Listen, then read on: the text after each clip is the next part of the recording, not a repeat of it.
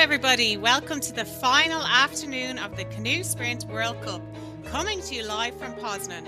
My name is Jenny Egan-Simmons and I'm multiple World Championship medalist, and I'm joined by multiple Paralympic and World Champion Emma Wiggs. Emma, the next few hours are going to be full of excitement as the athletes look to battle it out in the 5,000 metre races.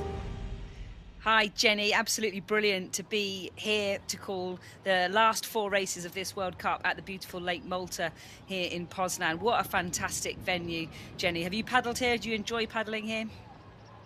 Yes, absolutely. I've paddled here many times, Emma. I had my first International Canoe Sprint European Championships here back in 2004, so it holds a special place in my heart, and I've won some World Cup medals at this venue, so it's a nice one to go to.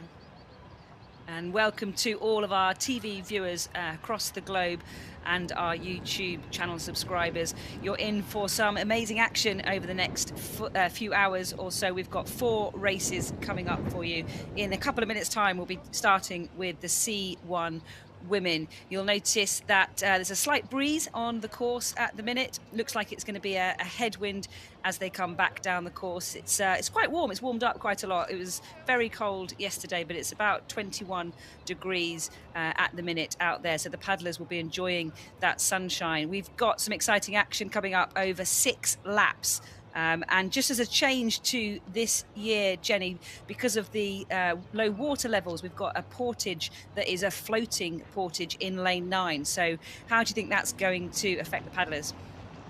Yeah, so well done to the organisers. They've adapted to the situation by putting in a pontoon. It's a floating pontoon, so it's going to be a little bit more trickier, I guess, for the athletes in terms of there might be a little bit more movement than usual when it's held against the bank, but hopefully it'll work well for them all, and they'll all have clean runs and enjoy these races as much as possible. Like you said, we've got 6 laps with 5 portages, so the portages are a crucial part of these races here at the Canoe Sprint World Cup in Poznan.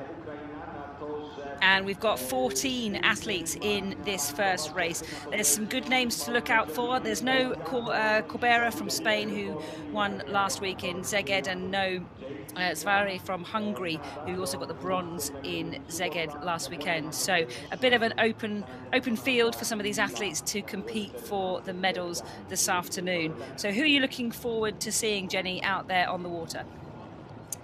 I'm really looking forward to seeing lane 5, Maliard from Chile. She's the current world champion in the women's C1 5,000 meters.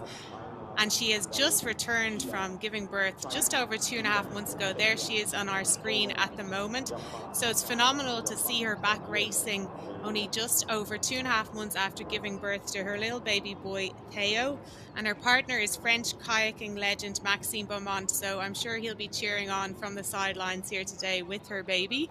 So I'm really excited to see her. Fair play to her for getting back so quickly and enjoying the sport. And obviously she's so passionate about it. So I'm really interested in seeing her. Of course, you can't overlook Katie Vincent from Canada. She has been world champion many times in the C1 5,000 meters. She's been it in 2023 and 2021.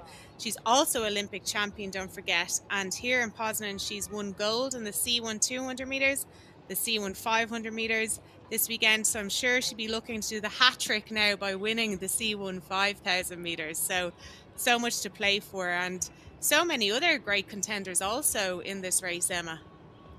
Yeah, absolutely. We've got a home paddler from Poland, Grzelkiewicz, in lane 9. She's the silver medalist from the marathon European champs that were held here in Poznan last year. So I'm sure that she will be looking to exert some of that home advantage on this water here. But as you can see, the start list there, just running through, we've got Harper from America, Vincent from Canada, live from China, Sorba from Hungary, who won last week in Szeged, Maliard from Chile, Teng from China, Tereta from Ukraine, Malikova from Czechia.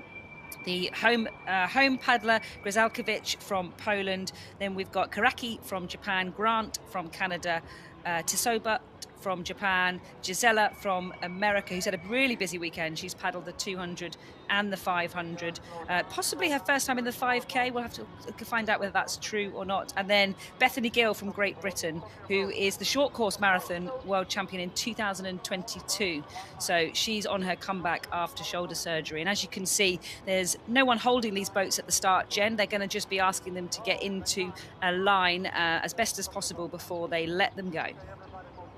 Yes, absolutely, Em. And I've just heard that Katie Vincent actually isn't lining up here today. She was hoping to, but unfortunately she's not on the starting line here. So as you can see, the women are trying to make a line in the C1 5,000 metres for the start. Normally there's a pontoon holding the athletes or a starting gate. However, due to the lower water levels this year, I think they have to adapt the situation and try and make a line, a starting line, without anybody holding the boat. So hopefully these women can line up in a nice even line for the starters, and I'm sure we'll be underway soon. And we also have to look out for lane 4, Chorba from Hungary. She's the gold medalist from last week in Szeged. So in this event, the C1 5,000 metres, so she's going to be a very strong contender also. Yeah, and it looks like they are doing an expert job at lining themselves up. Not an easy challenge in those boats when there are so many of you, but just drifting forward, and I imagine the starter is going to get them underway. And there they are, off they go, looking now to try and get an explosive start to get themselves in a really nice position for the start of this 5K. It's all about position, Jen, isn't it, as they come out of that starting area? Totally, it's about position, Emma. Yeah, so they get off to a clean start and they try and hold their position off the start line, but then they'll start to look to their left, to the right, see where the groups are forming. More than likely they want to start to try and go to the right now because of the turning buoys. They need to start maneuvering to the right. So as you can see, I think it's Harper from the USA. Is it over the far side? No, it's lane 13. It's Andrea Gazilla from USA taking it out there in front. So she's leading out the pack now at the moment, and they'll be looking to sit on her wash. So for those who aren't so familiar with our sport, there's a wash that comes off the canoes and the kayaks. It's similar to cycling in terms of the draft mechanism. So you can conserve energy, you can conserve about 10 to 15% by sitting on the side wash, as we can see Bethany Gill is doing over the far side of USA. And if you sit in the diamond, the V wash at the back, you can conserve approximately 25% or a little bit higher. So as we can see, Chorba is taking up the lead now as they go around the first turning buoys. She wants to show them that she is a strong contender for this gold medal. She wants to back up her gold from last week in Szeged here in Poznan. And Bethany Gill is sitting very well there, Emma, on the right-hand side of Chorba as they come out of this first turn. Yeah, Bethany Gill, a hugely experienced paddler, very, very strategically tactical, and kind of was unlucky last weekend when she got clipped by Sorba just on that first lap, which really took her out of contention. So really pleased to see that she is on track in this first lap here in Poznan. And the weather is certainly better, Jenny, than we had last weekend with crashing waves over their boats and terrible wind and rain. So it's looking much nicer out there for these paddlers as they approach this floating portage. I'm sure they're going to be slightly nervous of how this is going to go, but I'm sure they've got it all under control. Yeah, absolutely, and we can see in the second group there, it's Maillard from Chile coming in there in third position, and to her right is a Canadian paddler, so that must be Canadian, the JC Grant, I think, to the right, or as we look at it, to the left of Maillard, so in fourth position that is. So here they are into the first portage, Chorba getting out first, followed by Bethany Gill. As you can see, they have to carry these boats and run with them. They don't have any mechanism to empty the water throughout the race except emptying on the portage. So these boats can get very heavy as the races go on. But here we have Maillard from Chile in third place, followed by Jassy Grant also. But we have the top two getting in here. Chorba is away cleanly from the portage. She's going to be followed by Bethany Gill. Bethany's going to have to fight hard to get away from that portage and try and get as close to Chorba again as possible. And here we have Maillard getting in on the right-hand side of the portage as we see it, and Canada Grant also away cleanly. So this is very hotly contested race. They want to try and keep it as clean as possible in terms of don't have any mishaps on the portages. So here they are going around the first bottom turn. It looks like Chorba leading. Second is Bethany Gill. And in third place, fighting for the third place at the moment, is Maillard from Chile and Grant from Canada.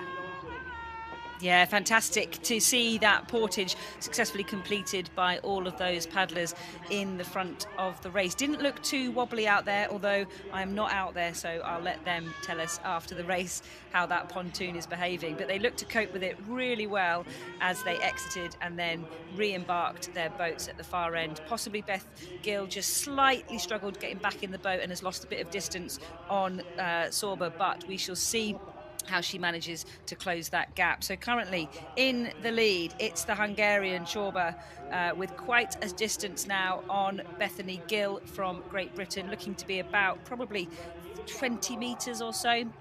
And I think it's Maillard in third with Grant from Canada in fourth. Looking strong, both those paddlers just looking like they're getting into a rhythm. They know that they've got a lot more paddling to come, so looking to settle and try and find some decent water and get into a real rhythm. And Bethany, she's world champion in the short course marathon from 2022, so she's got great experience over a similar length course. The short course marathon is 3.6 kilometers with 2 portages, so she's got a lot of experience going into this race here today, and I'm sure she'll be really wanting to get on that podium today here after the mishap last week that was very unfortunate in Szeged. And she's doing a great job here now. She's holding her ground in second place. Chorba doesn't seem to be pulling away from her, but she just needs to be careful now that third and fourth and fifth place aren't catching up. We'll have to see now when the camera pans out to see how far behind they are of Bethany Gill. But she looks very relaxed there. Nice stroke and propelling the boat forward. The conditions here look fantastic here today. There's not much wind, a little bit of wind just on the course, as you can see the flags blowing, and they're all trying to get safely around this top turn before they go back in for portage number 2.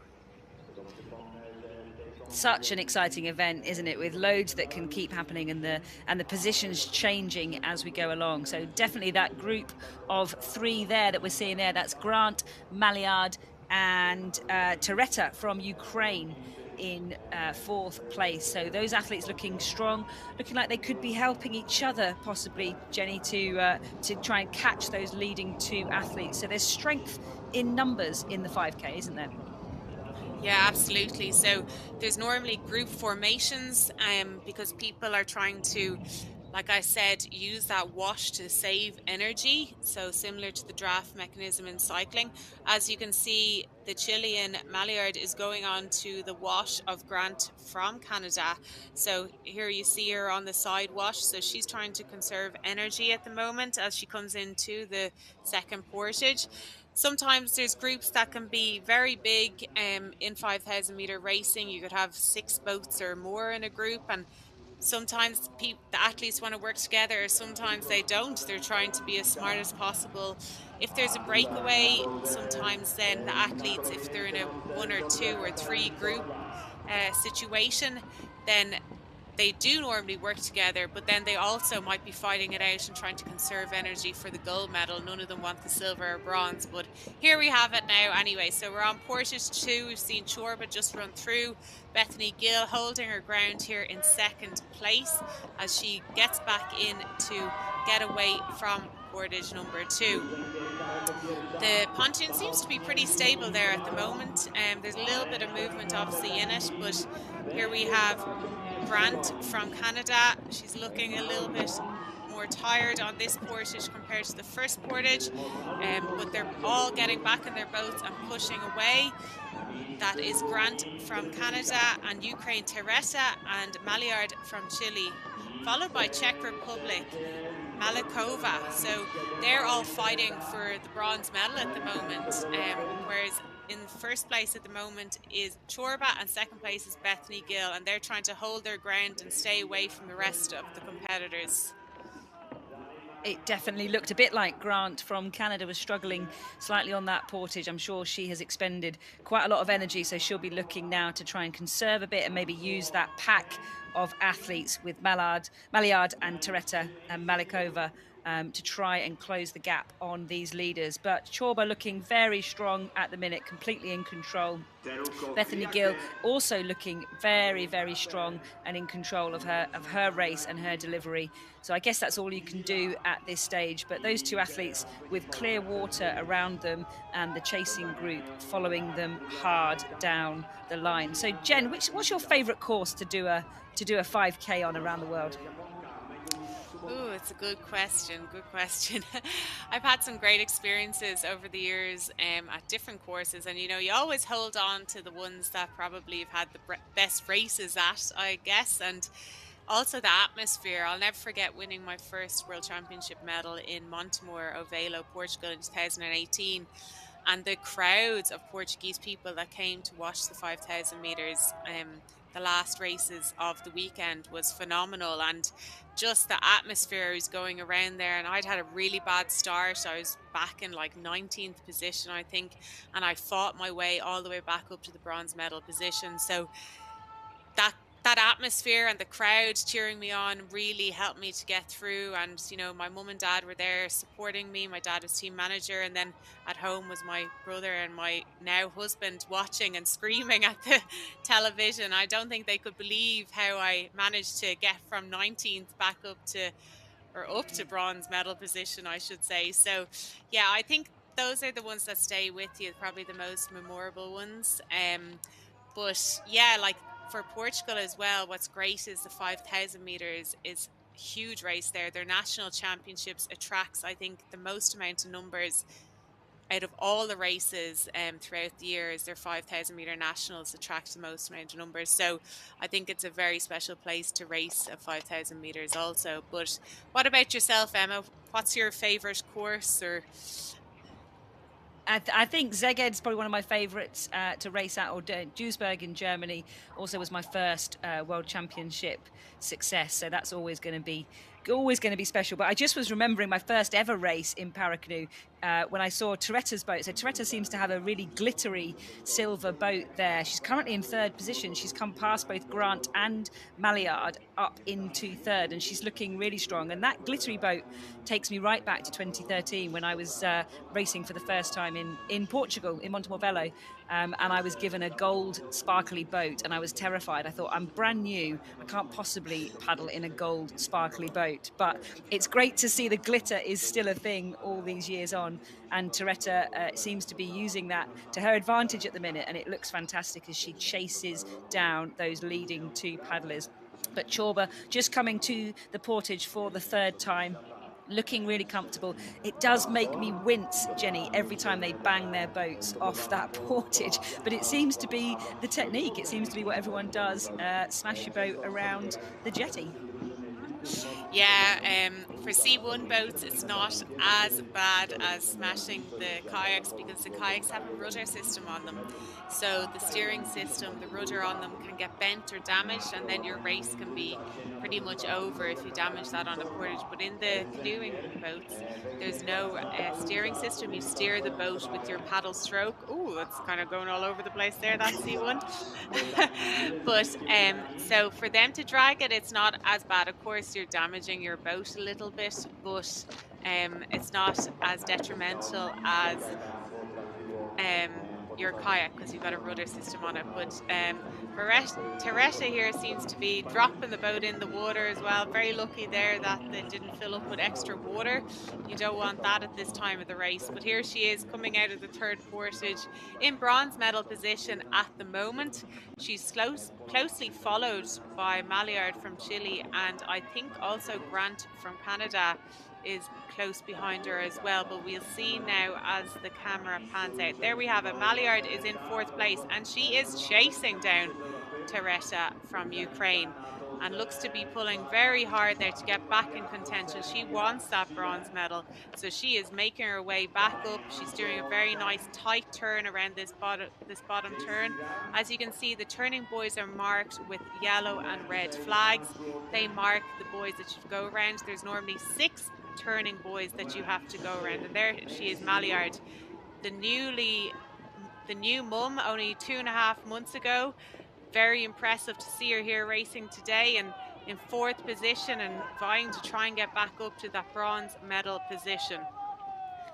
What a fantastic example to athletes all across the world, male and female, to see an athlete coming back to the world stage so soon after giving birth. Really shows what the female body is capable of doing, doesn't it, Jenny? And how fantastic. We see it in a number of sports now, female athletes not having to choose between starting a family and their professional sporting career. And I think that's only good for the whole world to see. Yeah, absolutely, Emma. It's amazing, and I think it's so great for women if they want to continue their sporting careers that they have the opportunity to do so. Obviously, not everyone will choose to do so, but for those that want to continue after they have started their families, that it's great that they have support there to do so. And a lot of research shows that women actually come back stronger after childbirth compared to beforehand. And some people say that is due to physiological benefits, but also I think people have a different perspective on life as well. Maybe, you know, they're more grounded in ways and they know that sport isn't the most important thing in the world, that they have their family now, and maybe they're a little bit more relaxed because they don't feel the same pressure as before. And no matter what, they'll always have their family to go home to, even like on the good days, but also on the bad days in sporting competitions. And that's the thing with sport. There's always good and bad days. So you always have to celebrate the good days. And here we are. I think it's great to see the Chilean showing what you can do. Short time after only having her baby just 2.5 months ago. And we see it, like you said, in so many sports. And I think what's so important is that you have a support system around you. You need to have that support system to be able to help you to continue to achieve your goals in sporting careers. Yeah, and it's been really good to see national federations across the world bringing in some maternity policies and things that can support those athletes if they choose to have a family. But it looks a bit like Toretta has smelled an opportunity and is closing the gap ever so slightly on Beth Gill. I wonder whether she can sense them chasing her down. But Maillard right on the tail of Toretta as they come in to portage number 4. Chorba is still in the lead. Beth Gill in 2nd place for Great Britain. But Toretta and Maillard fighting it out for 3rd and looking like they are closing the gap ever so slightly on Beth Gill. So this portage could be crucial, Jenny, as we come in to the 4th portage. Yeah, this is the 4th portage now. So Bethany needs to get out of her boat smoothly and cleanly here and run a fast portage because, as you said, Emma, Toretta and Maillard are closing her down. Toretta dragging the boat there, ooh, and pushing one of the flags in. So she is on a mission to try and catch up here, I think, to Bethany Gill. So Toretta is closing the gap on Bethany Gill, and shortly behind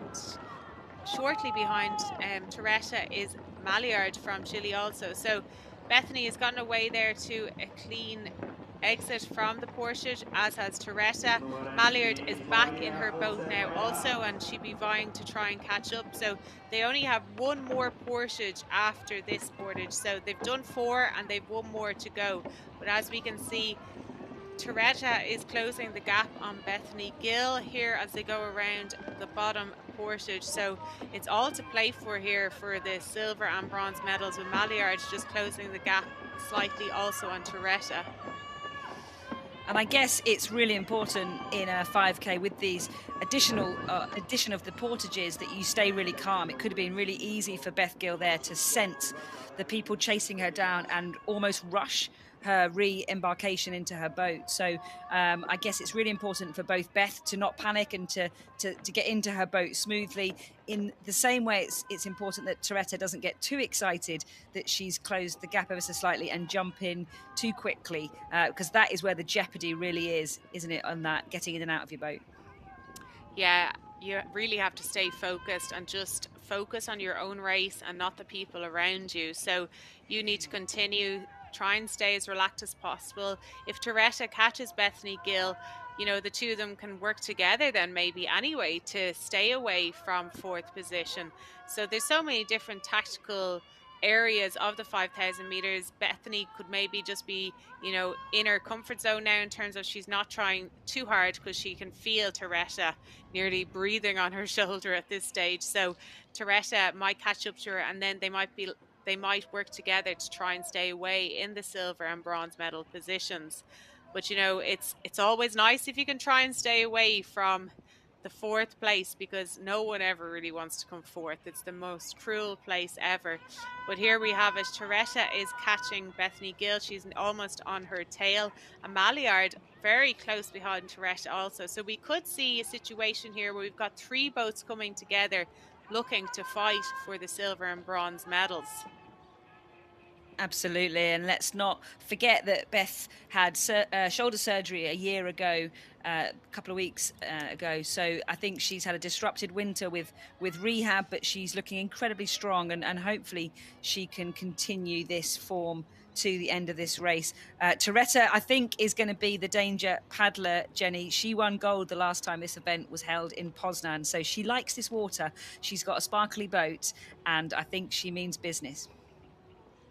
Yeah, she definitely means business here today, and they need to be very careful as they go around this top turn. As you can see, Toretta has gone a longer way around there, trying to push her nose around. She's lost ground now by taking that turn so widely. Bethany has done a lovely job of going around that top turn. Well done, Bethany, for getting around that top turn so smoothly. As you say, it's great to see Bethany back after shoulder surgery and fighting here for a medal at a World Cup. And I'm sure she'll be really happy where she is now at the moment in this race, after having an unfortunate mishap last week in Szeged. And fair play to her. As they say, you have to get back up on the horse and get on with it. And that's the beauty of World Cups in ways, because you sometimes have two, or in the past we've had 3 World Cups and we'll have 3 again next year. But it gives you that opportunity that if you've had a bad race, you can focus on the next one and come back stronger. Absolutely, and they're coming into the last portage of this women's C1 5K. As you can see on the portage, there are some red and yellow flags, so they must disembark before the first set of red and yellow flags and then get back in their boats after the next set. So really exciting as they come into this last portage. Bethany Gill's going to just get out her boat. Is she just ahead of Toretta? And she's running down that portage really, really fast and looking to get back in. Toretta's looking a bit fatigued, possibly, but possibly just thinking she's got nothing left to lose. She just needs to absolutely nail it on this last lap. And I'm sure Maillard is also thinking she is in the hunt for a medal. What an exciting contest for the silver and bronze. Nothing is guaranteed, obviously, Jenny, but Chorba is looking pretty solid in first position. So much so we haven't seen her for a while on the footage, but these three are definitely going to fight it out for 2 medals. Yeah, absolutely. For anyone that's only just joined us and hasn't seen, Chorba from Hungary is leading this race. As Emma said, we haven't seen her on camera. There she is over the far side. So she's got onto her final lap, and these women are going onto their final lap also. So they've completed their 5 portages, and they just have 1 lap left now to go around and come towards the finish line. So that's Chorba from Hungary leading out the C1 5,000 meter women's race. She won gold last weekend in Szeged, so here she is looking like that she's going to take the gold medal here again in Poznan. But there is a big fight on here now for the silver and bronze medals. We've got Bethany Gill in silver medal position at the moment, and to Bethany's right is Toretta from Ukraine in the bronze medal position, and just shortly behind them is Maillard from Chile. She's just behind on their tails in 4th position. So Bethany seems to be holding on here to her silver medal, and Maillard has made a big break there to try and get into contention for one of these medals.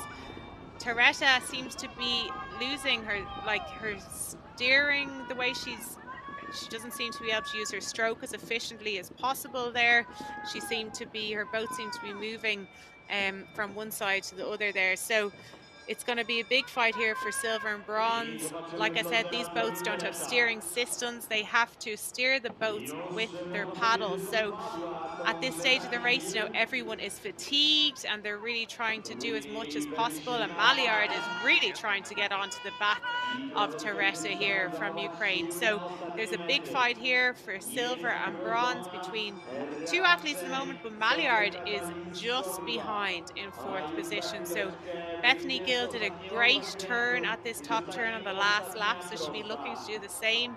Toretta's turn, the last lap, was not very efficient. She went way outside and had to cover further ground than she needed to. So it'll be interesting to see now how they go around this top turn, Emma. It will indeed, and I think the wind, although it's not strong here today, it is slightly crossy. So this top turn is where Toretta struggled slightly. I wonder whether that was a combination of wash and a slight breeze as they do the turn. But this is a fantastic performance by Bethany Gill from Great Britain. I'm so pleased for her, having seen her do hours and hours of painful rehab over the last year. I'm just absolutely buzzing to see her paddling so strongly. I still think it's a fight between these three athletes for silver and bronze. Don't forget that Chorba from Hungary is probably going to take the gold. She is just ahead of these athletes, but this is going to be absolutely mind-blowingly close between Toretta and Maillard for the bronze. I think it's looking like Beth Gill is going to take the silver. There you can see Chorba coming down the last few meters down to the finish line. What a race by her, completely dominant and controlling the race from the very start, looking smooth. That's double gold for her, Jenny, last weekend, and I think we're just about to see her win another gold today. Yes, phenomenal racing here by Chorba from Hungary, back-to-back gold medals. That's a fantastic feeling. She'll be delighted with that, going home to Hungary with gold medal from here in Poznan, and obviously a gold medal from her home World Cup last weekend. So well done to Chorba. And we've got, I think, Bethany Gill in second place in the silver medal position. And there we can see Chorba absolutely delighted, hand risen in the air, punching to the sky. So there's no better feeling, I think, than that feeling when you go across the line. But here we have the fight for silver and bronze. Bethany Gill just in front of Toretta from Ukraine. Can Bethany Gill hold on to this? Only a year after shoulder surgery, can she do it? Great fight here by Bethany Gill. She's going to hold on to that silver medal as she comes towards this finish line. Bethany Gill wins the silver medal. Well done, Bethany. Followed by Toretta from Ukraine in bronze. Brilliant race, and slowly followed by Maillard very shortly behind them. Maillard from Chile in fourth place. Phenomenal race by Maillard also. Only 2.5 months after giving birth to her baby boy, Teo. Unbelievable to come back and be fourth in a World Cup a short time after that. And Malikova coming in for Czechia in that fifth position. What a race, Jenny. What a top four. Sensational silver from Beth Gill at Great Britain after struggling with shoulder surgery. Look at all those S's. Sensational silver after struggling with shoulder surgery. Well done, Beth Gill. But hats off to Chorba from Hungary. Fantastic gold medal. And brilliant to see the glittery boat of Toretta from Ukraine taking the bronze. And these other athletes just coming through the line there. We've got Lai from China just putting on a spurt at the end, closely followed by Grant from Canada. Coming through the line now and just looking to complete that 5K. They'll be happy with those performances, and they'll be looking to move that on as we go through the racing season and head towards the World Champs in August. Yeah, phenomenal racing here by the C1 women 5,000 meters. It's great to see that the weather conditions were nice also for them. Last week they had a bit of a shocking time with the weather in Szeged. They had I think, all the conditions within the 30 minutes, the 20 to 30 minutes of the racing. So it was a difficult situation for them last week, which they handled very well. But nice to see that them all racing cleanly here. The pontoon seems to work very well for the portaging. It's obviously secured very well. So well done to the organisers and the volunteers for getting that set up. And you can see there Bethany Gill absolutely delighted with her silver medal, Chorba the gold medalist. So they'll be getting ready shortly to get on the podium soon after the men's C1 5000 meters, which we have coming up next. There we can see Poland finishing now. The athlete from the home nation. I'm sure she's delighted to be racing here at home in front of her family and friends. Absolutely, looking like she will have enjoyed that afternoon, and I'm sure be one to watch as we go through the season. So we've got the men's C1 5K coming up for you shortly. Nice to see the athletes chatting together on the jetty as they've disembarked. You can see there as well, Jenny, they've stopped giving all the athletes bottled water, which is great, isn't it? Because we want to be more sustainable. They've just got some cups there, and they'll be given the instructions about either going to doping or off to medal ceremonies. So it's a really slick operation with all of these volunteers, and how great to see a young volunteer there mixing with paddlers, the best paddlers in the world. What an opportunity for them, and we couldn't do these events without these volunteers, could we? No, absolutely. Volunteers are essential for all sports. Without volunteers, we wouldn't have competitions, we wouldn't have a lot of coaches. Oh, and here we have the replay of the start of the women's C1. And as you can see there, the Harper from America had quite a bad start, and she seemed to veer off course. So that must have been what happened to her at the start, the young athlete Audrey Harper. But we'll see her back again. And as you can see, they're going through the Porsche. We're going through the Porsches very smoothly in these replays, and there was no major mishaps. But yes, Emma, volunteers, we need volunteers for all aspects of sport, be it judges, coaches, officiators, board members of federations, you know, organising committees. The list is endless, really, to be honest, and they are really so essential to our sporting community. Absolutely. And if you're just joining us here, welcome. This is the ICF Canoe Sprint and Paracanowe World Cup from sunny Poznan in Poland. Thank you to all of our YouTube subscribers. If you've caught any of the action, if you've missed any of the action, make sure you check out Planet Canoe YouTube.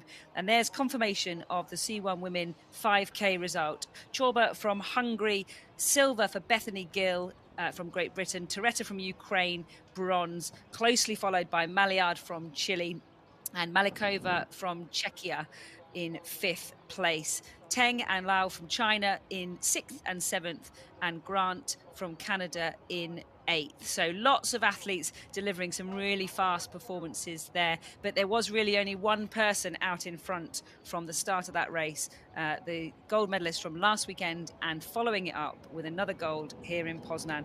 She's going to be having a great season, I think. Yeah, what a phenomenal 2 weeks for Chorba there from Hungary, and she'll be looking forward now. I'm not sure how the selections work in Hungary, but after winning 2 goals, you would think she'll be on the team for the rest of the season, with the European Championships coming up in a few weeks, followed by the World Championships in Milan later this year. So this is the start of a great season for these athletes, and obviously the start of a new Olympic cycle as we head into the Olympic cycle towards LA 2028, and with a new world ranking system in place by the ICF. So all events get equal points. So the 5,000 meters is equal to the 1,000 meters at the moment in terms of the points that the athletes gain. So if an athlete, for example, comes 4th in the 1,000 meters and then they win a gold medal in the 5,000 meters, their 5,000 meters result is the one counted from that competition. So I think it's really exciting to see that all the events have equal points now across the World Cup programs and the World Championships programs. Yeah, it gives it an edge, doesn't it? It gives it something else to look at and some other interesting stuff for our spectators across the world to be looking at. Now, we've got a few athletes scratched from this men's C1, and sadly, neither of the Italians are going to start. So that's Tacchini, who was 5th last weekend, not starting. And Vigilanti also not starting from Italy, as is the athlete from the Philippines. But we've still got some exciting action. We don't have Joro, the Spaniard that won silver last weekend, but we do have Balis Adolf, who got 3rd in Szeged and is the bronze world champion. The bronze medalist from the World Championships in 2024. So we've still got some exciting action, Jenny, to come. We've got the gold medalist from last weekend, Cordova from Cuba. He should be starting around lane 8. And I think we've also got Jonathan Grady from America, who we saw capsize in those horrendous conditions last weekend and did this incredible, I don't know, what should we call it? A remount? It was a remount back into his boat. And he finished 16th, which was quite exceptional in those conditions, let alone on a flat glass lake. It would be tough to get back into these boats. Yeah, very impressive by Jonathan Grady to do that. So fair play to him. As you said, we've got some strong contenders still in this race. Cordova, gold medalist from Szeged last week. He'd be looking to win the gold medal here in Poznan also. And Adolf from Hungary, like I said, the bronze medalist from last week. So I think those are the two main ones to look out for. And here they are off to a flying start. They'll be making their way up into the front and over to their right, because the top turn, you need to be over to the right of the course as you go towards that top turn. So as you can see, the athletes will slowly make their way over to the right side of the course. As you can see, Cordova there making his way into the front, but there's a big group of C1 paddlers here now as they get away from the start and trying to make a group formation.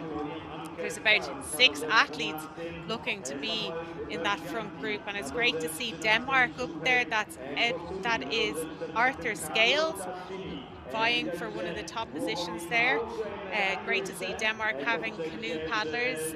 There was years that they wouldn't have had many strong canoe paddlers, and they seem to have a good few canoeists now taking part and competing in these World Cups. So we can see there a top group is being formed. There's approximately 5 paddlers in it at the moment. There's Cordova and then Arthur Scales.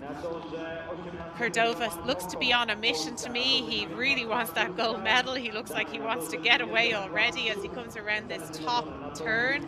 As you can see, there's a slight wind on the course. The flags are blowing, but Cordova is already making a break for it as he tries to get around this top turn. He is on fire as he tries to get out of this top turn in first place. There'll be 6 laps of this race, and there'll be 5 Porsches. As you can see, some of the C1 paddlers are finding it hard to turn their boats efficiently around that turn, making the turn a lot longer for themselves. So it's a lot harder for them. It's really important to be able to make the turn as short as possible. These boats, you have to steer yourself with your paddling blade. There's no steering system in them, so it makes it extra hard. These boats, for anyone that don't know, are extremely unstable. So it's hard enough just to keep them up, never mind trying to turn them and also propel them forward fast. Wow, what a first lap. It's just chaos back there in the middle of the field. And I think if you find yourself in choppy water with boats next to you, your job of turning is even harder. But as they come in to the first portage, it's Cordova from Cuba first out. And then we've got Adolf, as we expected, coming in from Hungary onto the portage in second place.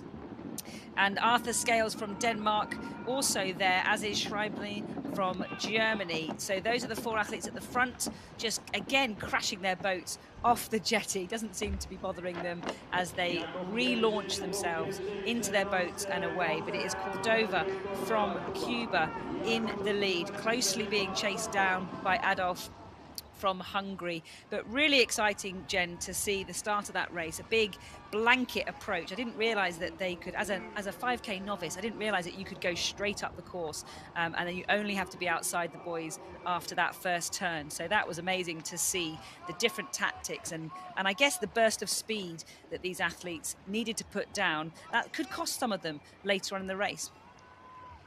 Yeah, absolutely. It's so important to get a good start. And like you say, you can take whatever line you want once you go around those turning buoys. It's interesting to see here also that from Denmark, we have got two scales in this race. I presume they are brothers. So, and I think they're actually now together in this race. It looks like that they are in the third and fourth position. So I think as brothers, you'd be saying, let's work together. Let's try and get away from the rest of them and stand our ground here. So that's very interesting. I'm not sure. I'm trying to see what age they are. So, uh, the William Scales was born in 2002, and Arthur Scales was born in 2006. So very special to be racing against your brother on your national team as well. And I know that I've raced on national teams with my brother. Obviously we wouldn't race against each other, so it makes it a little bit better, but it's always special, I think, to have a sibling or family member on the country's team with you. Super proud parents, I'm sure, watching these two race, and I'm sure you're right. I'm sure that's going to add a little advantage tactically to both of their races, that they know each other so well. I'm sure they're going to want to beat each other, but they can cleverly use each other for these next few laps. But as it stands at the minute, we've got Cordova from Cuba in the lead, really hot on his heels, Adolf from Hungary, and then there's a huge gap now between those first two boats and the rest of the field. But it's looking like those two boats are going to be neck and neck as we go round this second lap. So it could come down to portaging technique, it could come down to endurance, but they both look quite comfortable at the minute as they are in their rhythm, moving those boats just beautifully across the water and trying to conserve as much energy as they can when you know you've still got laps to go. Yeah, Adolf did a great job there in closing the gap to Cordova. Cordova thought, I think he thought he was away, and I did also, but Adolf did a great job to close down after that first portage. So they've done one portage and they have 5 portages to go. So they're approaching their second portage here. As you can see, there's a big gap between the first and second competitors to the third competitor. So that is Germany. Scheibner is in third place at the moment, but he's being chased down by the two Scales brothers from Denmark. So Cordova coming in safely to this portage number 2 of 5. He's looking pretty well here, comfortable enough as he runs through. He knows Adolf is on his heels now, so he doesn't want to burn too much energy.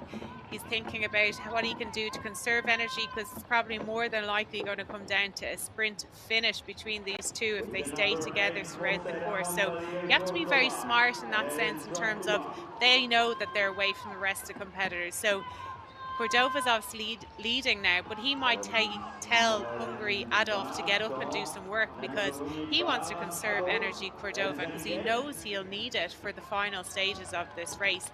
But isn't this fantastic to see? Look at the amount of athletes in this race in such a line coming into this second portage of 5 portages. It's great to see the amount of competitors in this C1 men's 5,000 meters. There we have Scheibner getting in on the second portage away cleanly. I'm sure he can feel the Scales brothers on his tail. I know when I'm racing and you can just hear people just behind you and you're trying to forget about them and keep going and not listen to them and just focus on your own race. But you know, you can nearly sense them when they're just behind you and you're just trying to stay away from them. And it's hard when you're trying to stay away on your own as well, if there's a group of them behind you working together to chase you down. But here we have it, Cordova in front with Adolf on his wash. It seems Cordova is happy enough to do all the work here.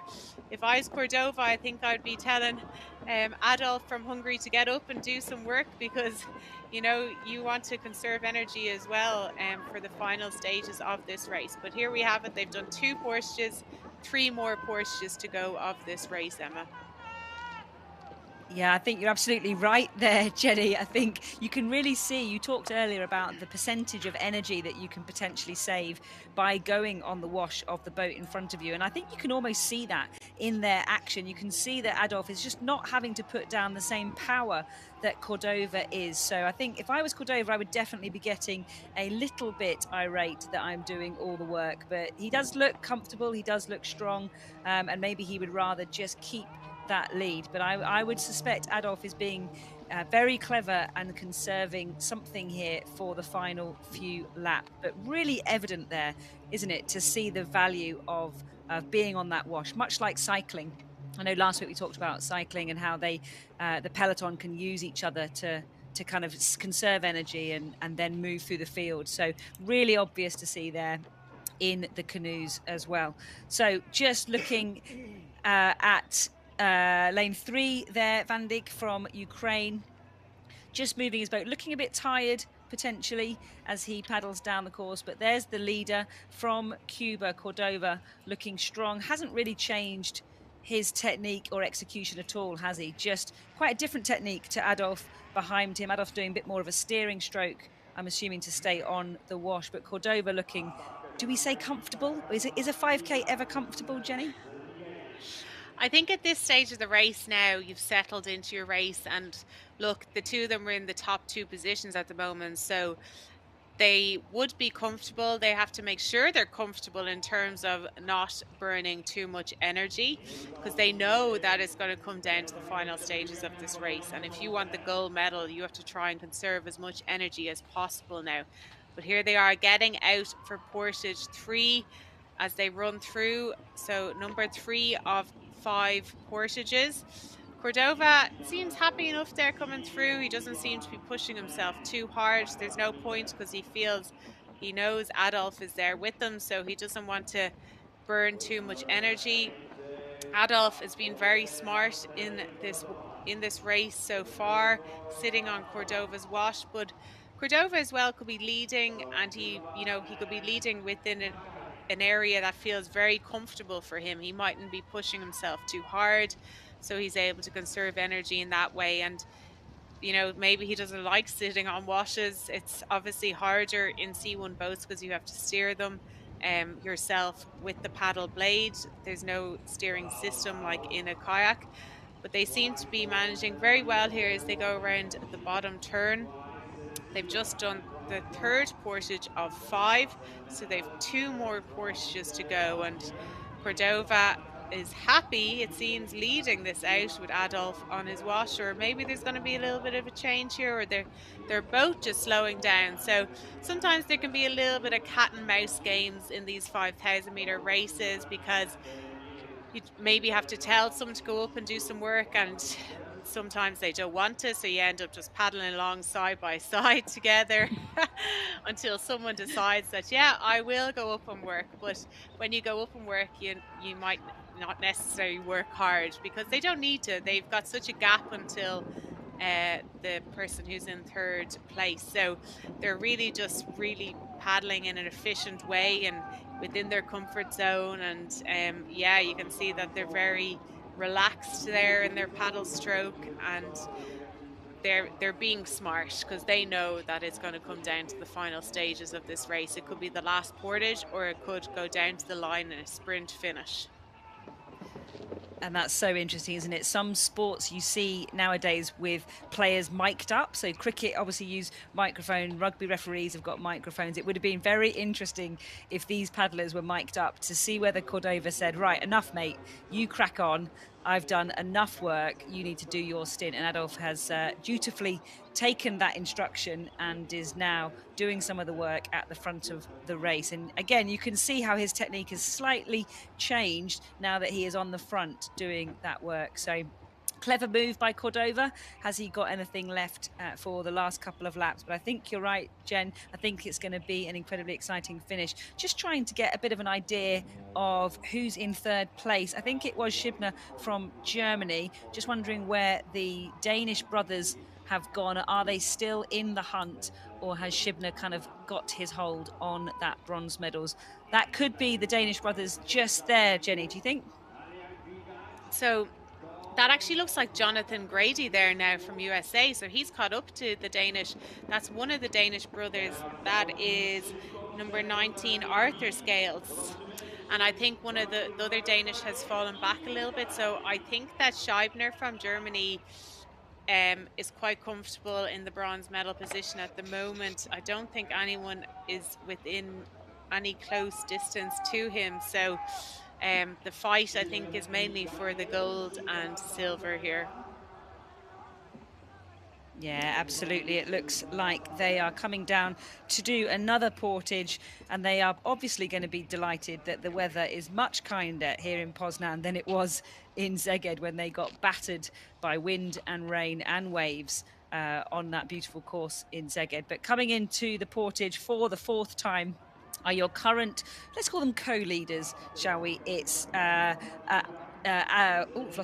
Adolf from Hungary and Cordova from Cuba, just running down, taking a bit of a breather, and then relaunching into their boats for another lap. Those two look very comfortable working together, and I'm sure it's going to come down to a sprint on that final lap. But there they go, back in the boats.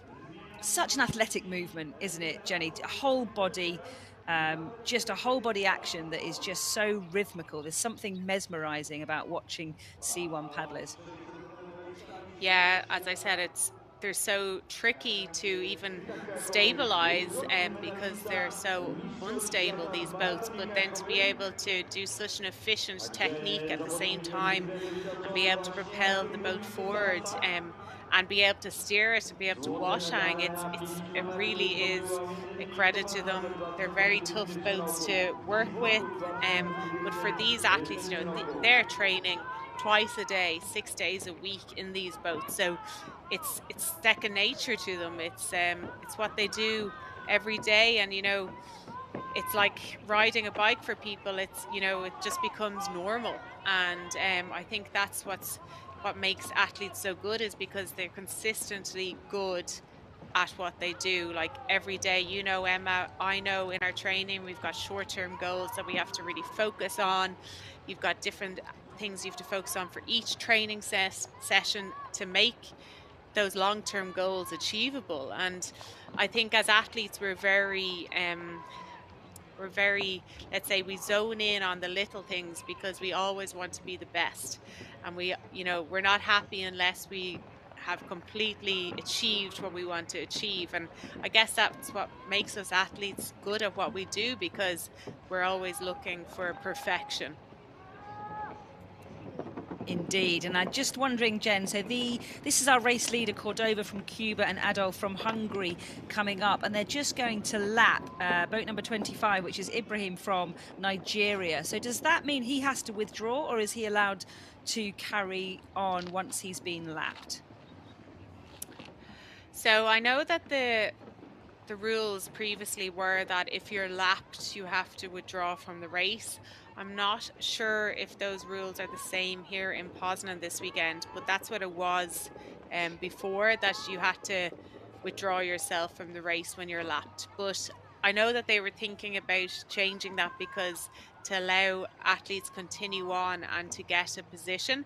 So it could possibly be now that you don't have to withdraw and you're allowed to continue on to get a position in, like, a ranking as such in the final. Well, let's hope that's the case, because he's out there doing his best in this men's C1 5K. So let's hope that he can continue. The two leaders keep changing positions. They're taking it in turns now. They've obviously had a conversation, and Adolf just eased off to let Cordova come back through and take some of that lead. So there are two race leaders, Cordova from Cuba Adolf from Hungary. I can't call it, Jen. I think they're quite different athletes, aren't they? One of them's Cordova looks a tiny bit stronger potentially in the shoulders, whereas Adolf is just very long-limbed and fluid and clearly very good at moving that boat. But that paddler in front of them potentially could get in the way. I wonder whether that's going to cause them any difficulty. You can see Adolf going for the other side of the pontoon to Cordova, whether that he thinks that's going to give him. Oh no, he's come out on the same side. He's just looking to get out ahead of him, and that other paddler's slightly got in the way.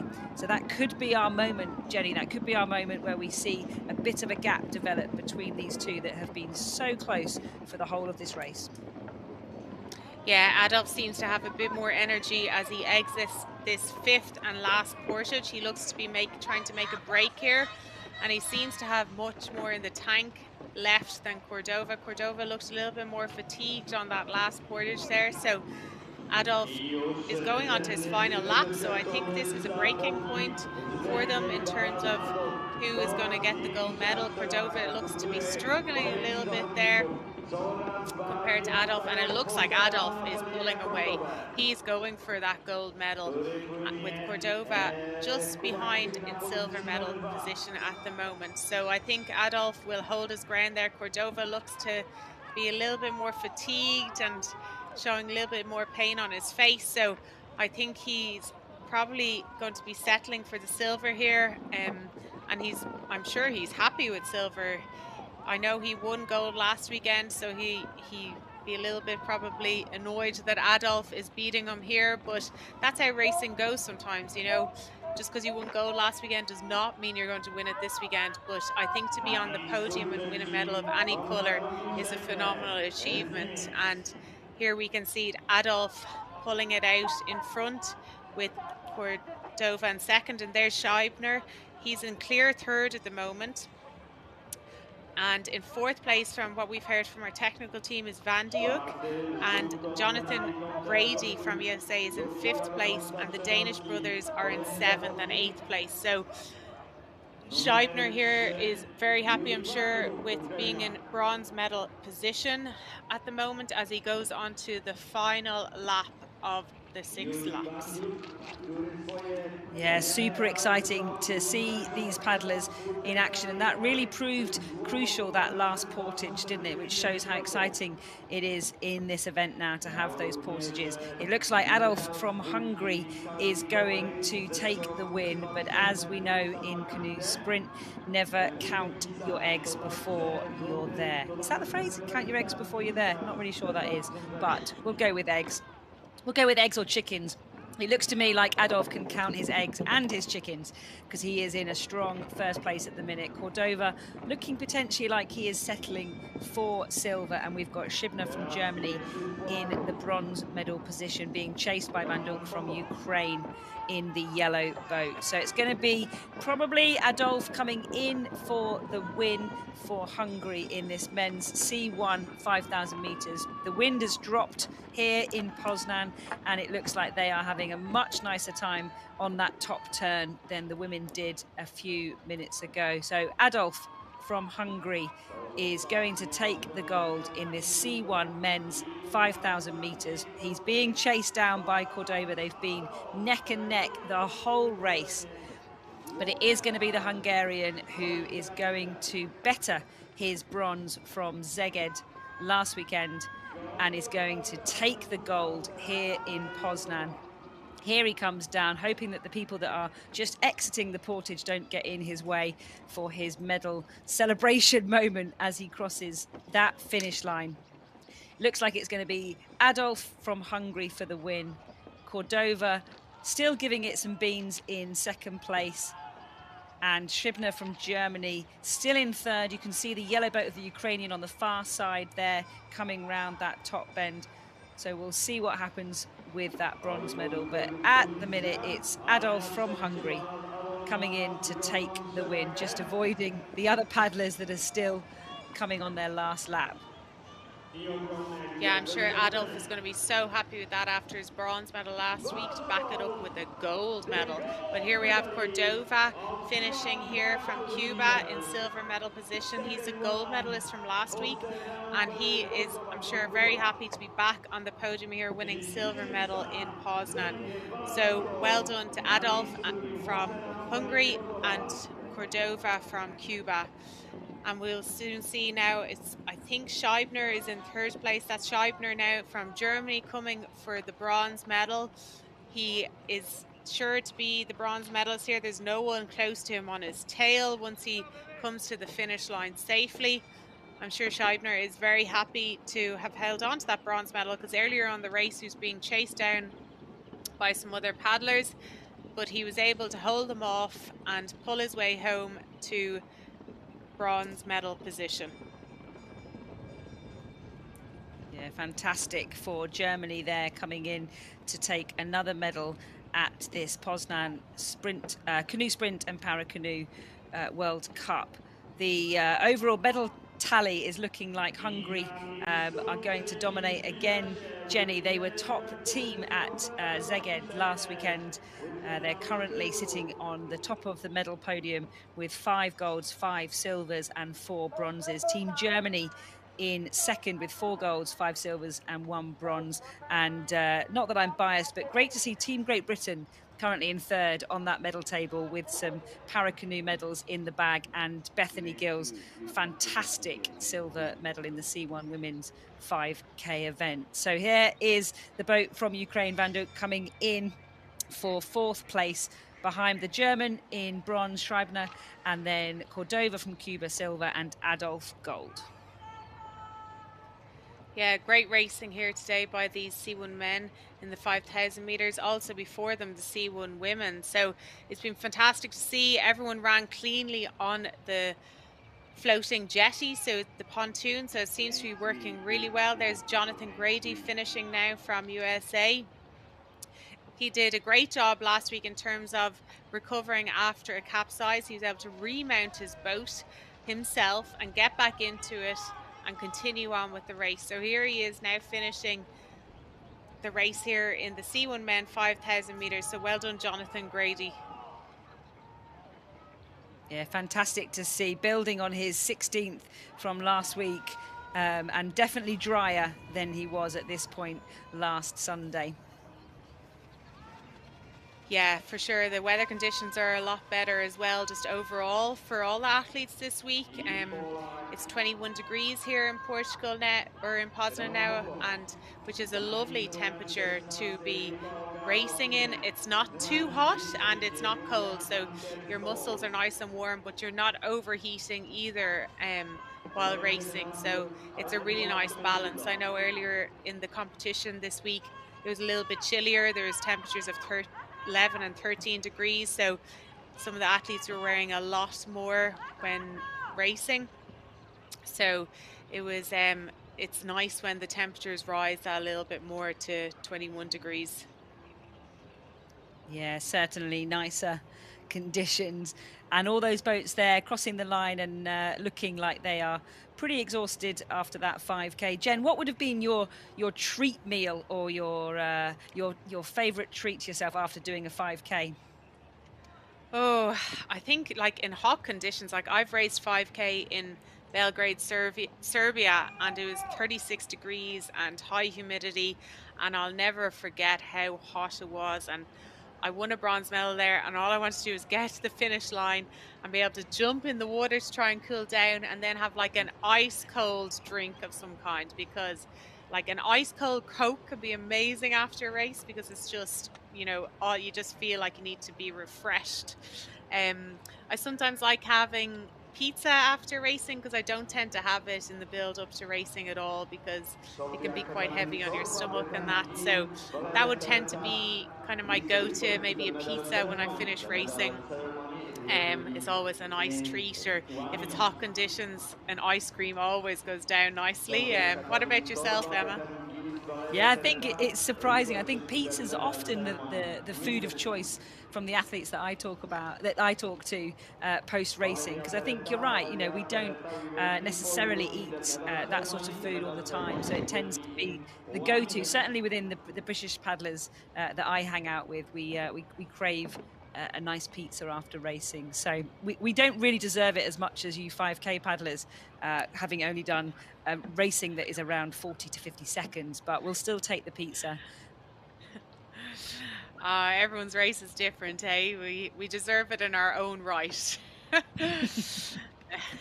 But you know what's great now also, I think I was talking about this to you last week, is how para canoe racing has come into the marathon competition. So it's really great to see that that's opened up for athletes that are more aerobic, because obviously in the sprint distances it's purely 200 meters for the para canoeists and kayakers. So I think that's really great to see that there's a wider approach now in terms of having the marathon distances also for Paracanoe.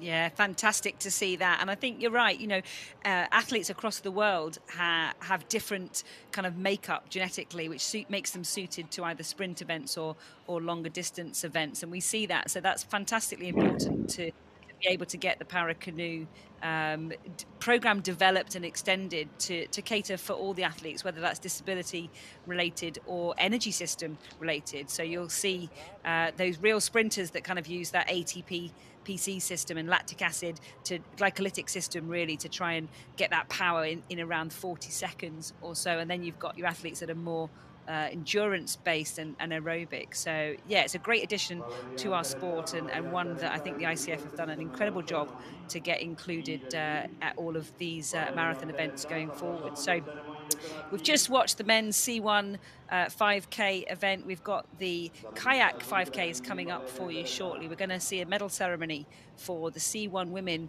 first of all, and then at about 3:15, we will see the first kayak race, which will be the women's 5K, where we've got a field of around 16 athletes. We'll just wait for confirmation. But that's going to be exciting, Jenny, and one that you are very familiar with. Yeah, you know, 5K racing for me, it's my bread and butter, as they say. So I'm really excited now to see the women's field here in Poznan, and also the men's kayak field is fantastic here. So I think we're going to have some great, exciting racing over this next hour. So do stay with us and stay tuned, and hopefully we'll have lots of different group formations and that, and not too much carnage on the Porsches. It seems that the portage is working very well there in terms of the pontoon now. It's good also this year from the ICF that they have changed their rules in terms of last year the venues had to have the 5Ks with 5 Porsches. However, it's written into the rules now that the venue can decide whether they've Porsches or not, or how many Porsches they want to have, which I think is great, because it puts less pressure on the venue then for holding the competition, because they don't have to have a certain area for Porsching. They can have a 5,000 meters without the Porsche. And you know, I think it'll be great to have different venues doing different things just to mix it up a bit, because without the Porsches in it, we definitely see a lot bigger group formations, a lot more tactical racing than when the Porsches are in it. But for those people who like the Porsches, I think it's great to have both elements then at different venues. And here we are for the medal ceremony for the C1 women. They've got off the water, they've got themselves dry, and they're here for their medal moment. So let's give them the attention they deserve and watch this medal ceremony. That's your bronze medalist. They're just about to get their medal. Fantastic performance from Toretta. Looking very, very comfortable for that silver medal, for that bronze medal. Looking pleased to be on the podium. Medal, second place and the silver medal. Bethany Gill, Great Britain, Wielka Brytania. And as we said, a great medal from Bethany Gill. I'm sure the surgeons and the physios and the strength and conditioning team in Great Britain will take a little piece of that medal, and Bethany will gratefully give them that for all of their support and hard work. But it's a fantastic medal for Beth Gill from Great Britain. Miejsce pierwsze i złoty medal, first place and the gold medal. Zofia Katalin Zorba, Hungary, Węgry. And Sorba takes the gold again. She's making that top step of the podium her own over the last 2 weekends. Fantastic.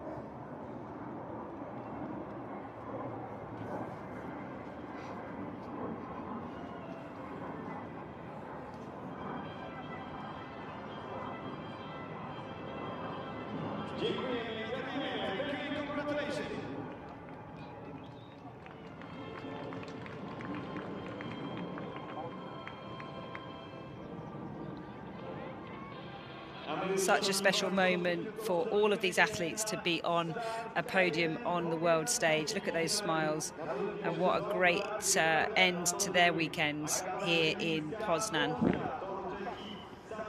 Stay with us. We've got the women's K1 coming up for you right now. You're listening to Jenny Egan-Simmons, the multiple world medalist, and my name's Emma Wiggs, Paracanowe Paralympic champion, and we are here to bring you these final 2 races from the canoe sprint and Paracanowe ICF World Cup here in sunny Poznan in Poland. Jenny, the women's K1 5K coming up now.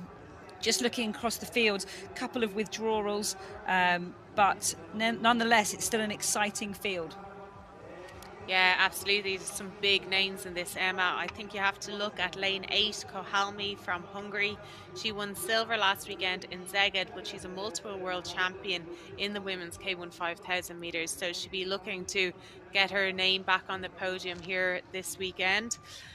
Also lane 15, Chikos from Hungary. She's a silver medalist in the K1000 metres here in Poznan and also in Szeged last weekend. She is also a World Games medalist in the short course marathon event from 2022. So she's definitely one to look out for in lane 15. And also lane 12, Garo from Argentina. She's a medalist from the K1 5000 metres 2 years ago at the Canoe Sprint World Cup that was here in Poznan. So I think they're the big names to look out for this. Also Susanna Sicali from Italy. She was 4th last weekend. And here they are off to a flying start. You can see Kohalmi in the red boat in the middle taking it out with Susanna Sicali on her left. And over at the top of your screens in the red boat also is Chikos from Hungary. So, and we can see Argentina in the mix there also, Garo. So, and the French is doing very well there. That is Pauline Freslon from France. So these women will be looking to make their way over to, as we look at it, the left of our screens, but to the right of the course as they make their way down towards the top turn. There's 6 laps with 5 portages. And we talked earlier about the fact that these kayaks have a rudder system, so they're obviously able to steer their boats. But you can see there in the shots that we saw overhead and just in that shot there that the wash from the other boats still creates havoc for some of these paddlers. You can see them getting battered and bounced by the wash from the other boat. So they'll be looking for some clear water to get into to try and get their boat speed up and running and really kind of then settle in to this race, because they're going to be out there for a fair chunk of time as they come round that first bend at the top of the course. It's Kohalmi from Hungary currently leading them out, but there's some tight racing in the pack behind her.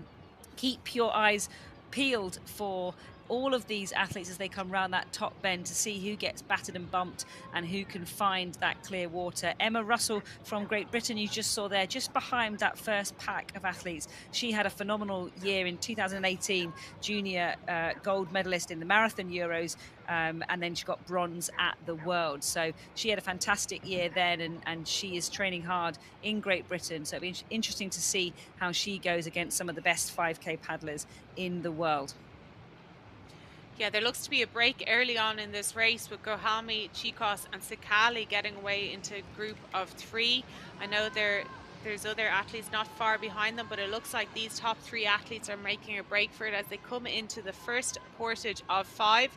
Kahami looking very strong as she leads the way in. Sakali sitting in there on the half V wash very comfortably, I'm sure, but we'll see now. Oh, they're all going to the same side of the portage. That makes it a little bit trickier. There's less room to get out. Kahami's getting out first. It's a little bit trickier for Sakali because she had to go up further to get out. So we've got Kahami running through, followed by Chicos, followed by Sakali. So as you can see, they're finding it very hard to control their boats here. They're bouncing around and in the wind, but it's going to be very hard here as the three of them are trying to get in on the same side of the jetty. And, you know, they really have to mind their rudders on the portages as well so they don't damage their steering. Oh, Kahami seems to be completely caught up here on the portage and Sakali. So this has led Chicos to have a breakaway, and she is making the most of it. She wants to get away here. The Argentinian has gotten back up also into the silver medal position. There she is, Garo, who won a medal here at the Canoe Sprint World Cup 2 years ago. So it looks like Chicos is away, but I know Kahami is very strong at catching people up. So she'd be looking to try and get back up to Chicos, her team mate from Hungary. But it looks like Chicos in first, followed by Kahami, with Garo on Kahami's wash and Sakali sitting in there on that half V wash as they go around the bottom turn. So it's going to be very tight racing here. Chicos is going to want to try and stay away as she goes up towards the top turn. They've done one portage of 5 portages. As we could see, there's quite a bit of carnage there that held up. Kahami got held up there. She couldn't get away from the pontoon, which held up Sakali, which meant that Garo caught up to them. Garo looks very comfortable there now on the side watch of Kahami as they're going up towards the top turn. And I know Kahami will be wanting to chase down Chicos from Hungary also. Just shows, doesn't it, how important decision making is now with the addition of the portages. So all 3 athletes had a choice, and when they were on that portage, they're running with their boats. They've got to choose left or right, left or right. They all clearly wanted to go on the left, but I wonder whether some of that decision making has cost them the chance to compete for gold, because Chicos is really out in front now, and she had the much smoother ride. So decision making, Jenny, so important in this event now, so tactical. Yeah, and it's decision making in that split second of time as well. You know, you're coming into that portage and you're like, you mightn't have much choice because you could be like Sakali. She was on the left of the 2 athletes that wanted to get out on the left. So if she wanted to go right, she would have had to drop back behind them and go around to the right, which would have lost her time also. So it's very difficult to know what is the best move to make, especially in that split second. But as you can see, they're going around the turn here. They're taking the turns very tightly. Sakali has her nose just up, halfway up on Kahami, and Garo the far side. They're wash hanging here, but Chicos seems to be in comfortable front position there, leading the race out. So it'll be interesting here now to see. We didn't see which side of the pontoon Garo got out on the last time. So if they all go for the left-hand side again, it's going to be carnage between Kahami, Sakali and Garo. So Garo is in a position that she could go to the right of the pontoon as she comes into the second portage here, but it's whether she's comfortable getting out on that side. Some athletes don't like getting out on one side or the other. They much prefer a specific side of the jetty, but you know, if you're a little bit less comfortable but you can have more room and space, I think you're better off going for that side of the pontoon. So it'll be interesting to see her. You can see Kahami is wanting to chase down Chicos, and she is catching up time on her. Chicos is running through the portage now, and on the top, and the 3 paddlers in second, third and fourth are all getting out on the same side of the portage again. It means Sakali is pushed out away from the jetty and she can't get out now. Oh my goodness, Garo is making a break. Kahami is now running but had turned her boat all the way around. She got stuck under Sakali. Oh my god, pure carnage here. But Chicos is away out of the portage safely, portage number 2. And as you can see, Garo running all the way to the end of the jetty and getting in there very smoothly. Sakali away from the jetty also, and now Kahami. So Kahami is going to be wanting to catch back up to these athletes. I'm sure she'll catch back up to the silver and bronze medal positions there, and they're followed very closely also by athletes behind them. I think that is there's a French paddler in there chasing down also, but all the attention now is on the second, third and fourth athletes. Chicos is away. I can't see anyone catching Chicos now. She's made the break. She has done 2 portages of 5, so I can't see anyone catching her up now. I think these athletes, Sakali and Garo and Kohalmi, will be more interested in each other rather than chasing down Chicos. Gosh, it's absolutely exhausting. It's complete kayak chaos out there in the women's 5K. And yet again, we saw some decision making on the portage really impact position. And as you said, Jenny, Chicos away and in the open water in first place, but it also allowed that chasing group. I think Emma Russell from Great Britain was the first paddler to get back in following that initial group of 3 that were in second, third and fourth place. So it's closed up the field just down to that decision making. And I know for me, if I have to get in and out my boat on the other side to the one that I usually use, it's like trying to write with my left hand or eat using my left hand or tie my shoelace. It's absolutely impossible. But that would be something that you could practice, wouldn't it? And I think we can see there from that kayak chaos that it is something that these athletes really need to be going home and honing over the next few months as we come in to the World Champs. But as you can see there, this is the group,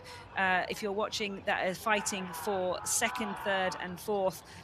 So looking to fight for those silver and bronze medals. We've got Sakali from Italy. You saw her Italian passion as she was shouting on the previous lap at her competitors. But she is currently in the silver medal position, being chased hard by Kohalmi from Hungary, who got the silver in Szeged last weekend, and Garo from Argentina, who's had a clever race, I would say, so far. And she is looking to be in the bronze medal position as it stands. But there's no doubt who is in the gold position. It's Chicos from Hungary, currently stretching her lead and looking quite comfortable, albeit a bit lonely, Jenny. I think comfortable. I think she is happy to be lonely in the front of this race. I know I would be once I could stay in front. But yeah, so I think she's happy. She's in a comfortable pace there. I don't think any of these athletes are going to be able to chase her down. They've done 2 portages out of 5. As you can see, Sakali is putting herself in a much better place to come into this portage now, the 3rd portage. She doesn't want to sit back on the wash anymore as she comes into this portages, as she's found herself in difficult positions getting out on the last 2 portages. So she's going to be looking to lead into this to try and get out quicker and more safely. It'll be interesting. I presume Sakali, Kohalmi and Garo are all going to go to the same side of the pontoon again getting out. So I think there'll be some carnage there. But as you can see, Chicos is coming through this portage smoothly. She's keeping her lead. And we can see now Kohalmi is trying to get out. Sakali is out and running. Kohalmi is getting out. Garo has had a terrible try. She's lost so much time there trying to get out on the last portage. I don't know if there's something wrong with her rudder or she's just trying to pull herself in. She got pushed out there. She's going to be so angry at herself. As you can see, Emma Russell's having a great race there. She's pulled her way up to 4th position. Well done, Emma. So as you can see, Sakali and Kohalmi are away from the portage and they are in clear silver and bronze medal position at the moment as they exit portage 3 of 5.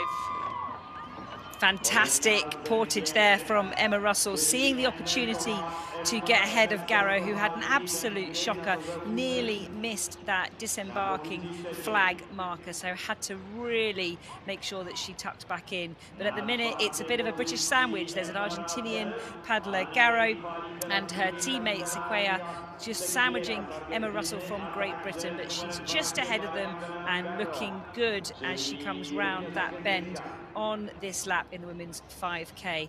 But no doubt about the leader, Chicos from Hungary, 2nd place at the minute. Looks like they may have settled and just doing some work, sharing that out. Sakali from Italy and Kohalmi from Hungary. But it's going to be a bit of a fight, I think, Jenny, for the silver medal and the bronze medal. And then there's a fight there between those 3 athletes for world ranking points. Yeah, absolutely. Silver and bronze will be fought by Kohalmi and Sakali. Garo, I'm sure, is very upset and annoyed now after having a bad exit into that portage.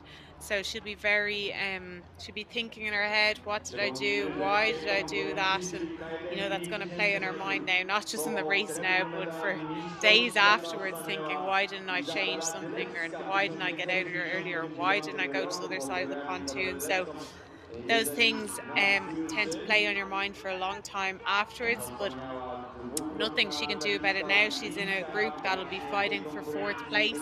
So we've got Chicos in first place going for gold, and with quite a gap behind her, we've got Susanna Sakali and also from Italy, and also Kohalmi from Hungary. So Sakali and Kohalmi are going to be fighting out for the silver and bronze positions.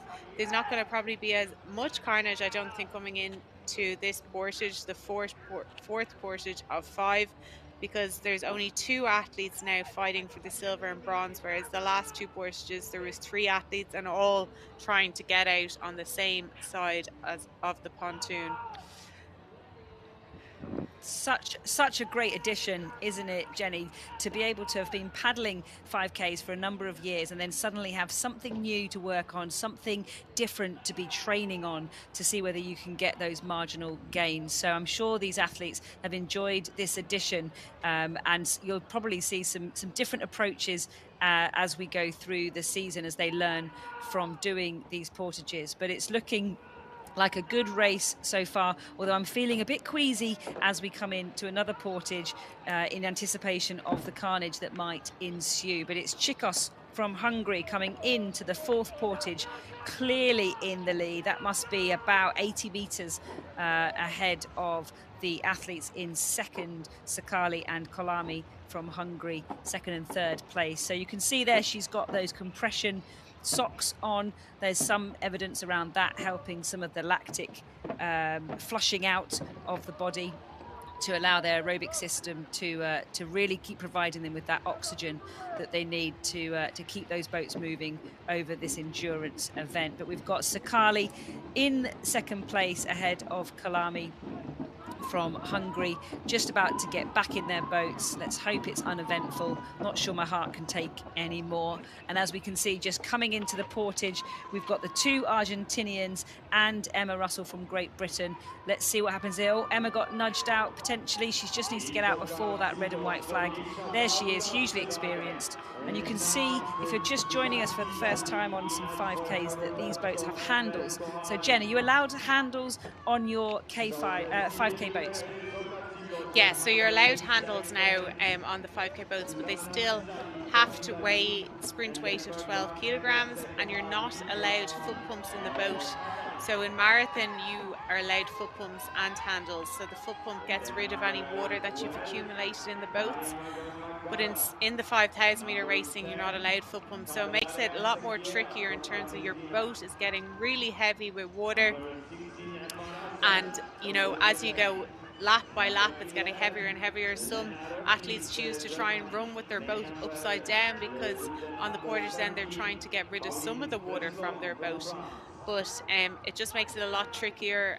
So they both get very heavy the more portages you're doing, as there's more water in the boat each lap. But as you can see here, Sakali is trying to tell Kahami to go do some work, but Kahami doesn't want to work very hard either, because they both want the silver medal. So they don't want to waste any energy. They want to conserve as much energy as possible, because they know that this is going to come down to either the final portage or the final sprint. So they've got one more portage here on this women's K1 5,000 meter final. So it's all to play for here for the silver and bronze medal. Gold is definitely pretty much decided, I think, once she has a good clean final portage and final lap. But there's quite a big group here looking to get the 4th place, and as you said earlier, Emma looking to get those world ranking points now. So it's really important to get a good position, because it goes to your world ranking points for the year. So As we can see here, Emma Russell is leading it out. She did a great job to get back into contention for the 4th place. She made her way back up through the field. We have got 2 Argentinians and a French in this group also, so they've got 1 more portage to go. So they need to have clean portages for that last portage and then 1 lap. As we saw earlier in the race, there was quite a lot of carnage because a lot of the athletes were choosing the same side to disembark on the portage. So that makes it a lot more trickier. As we see Susanna Sakali and Kahami going around the final top turn before the final portage. So they're coming into portage number 5, and then they've got 1 more lap to go. So they'll both have comfort in knowing that they do have a medal of some kind, be it silver or bronze, but I'm sure they both want to try and contend for the silver medal. But here we have Chicos getting out for her final portage, the 5th and final portage of this race. She's led this race from the first portage until now. She's got 1 more lap to go, and I'm sure she will be holding her ground and going to that finish line in gold medal position. And don't be mistaken, the paddlers that are portaging just behind her are actually 1 lap behind. So don't be confused by that. We are looking at this chase group that are chasing down the paddlers that are ahead of them. Emma Russell from GB looking like she dealt really well with that last portage where her paddle got struck by someone else's boat as they were lowering it into the water, but she showed a core of steel and recovered from that and is leading that chasing group into that last portage. But no doubt who is in the lead. It's Chicos from Hungary, stretching out her lead, looking like she's taking it quite tight around those turning buoys, tighter than maybe she needs to. And the paddler in the pink boat chasing her is a lap behind, so don't get confused with that. We've currently got Chicos from Hungary in first, and it is still Kalami from Hungary and Sikali from Italy chasing down for the bronze and silver medals. But it does appear a bit confusing with some of those back markers. Not quite sure what's happening with that red boat there in the bottom of the screen, Jenny. That just looked like they were changing direction. But Emma Russell is just keeping ahead of the Argentinian paddlers, Garo and Sequeira. The French paddler Frison is also now in the mix, as is the Germans, Rohings from... Oh, and Kalami looks like she may have decided to call it a day, Jenny. I suspect something has happened to her rudder. She can't steer. Oh, God, after all of that through the 5th portage. So there's a big fight here for the bronze medal now that Kahami is out of the running. So Susanna Sakali is in silver medal position, and there is 3 or 4 athletes then fighting for that bronze medal. That is so upsetting for Kahami. Oh, my heart goes out to her. That is horrible to have done such a great race and then your last portage to damage your rudder. Oh no, that's absolutely devastating.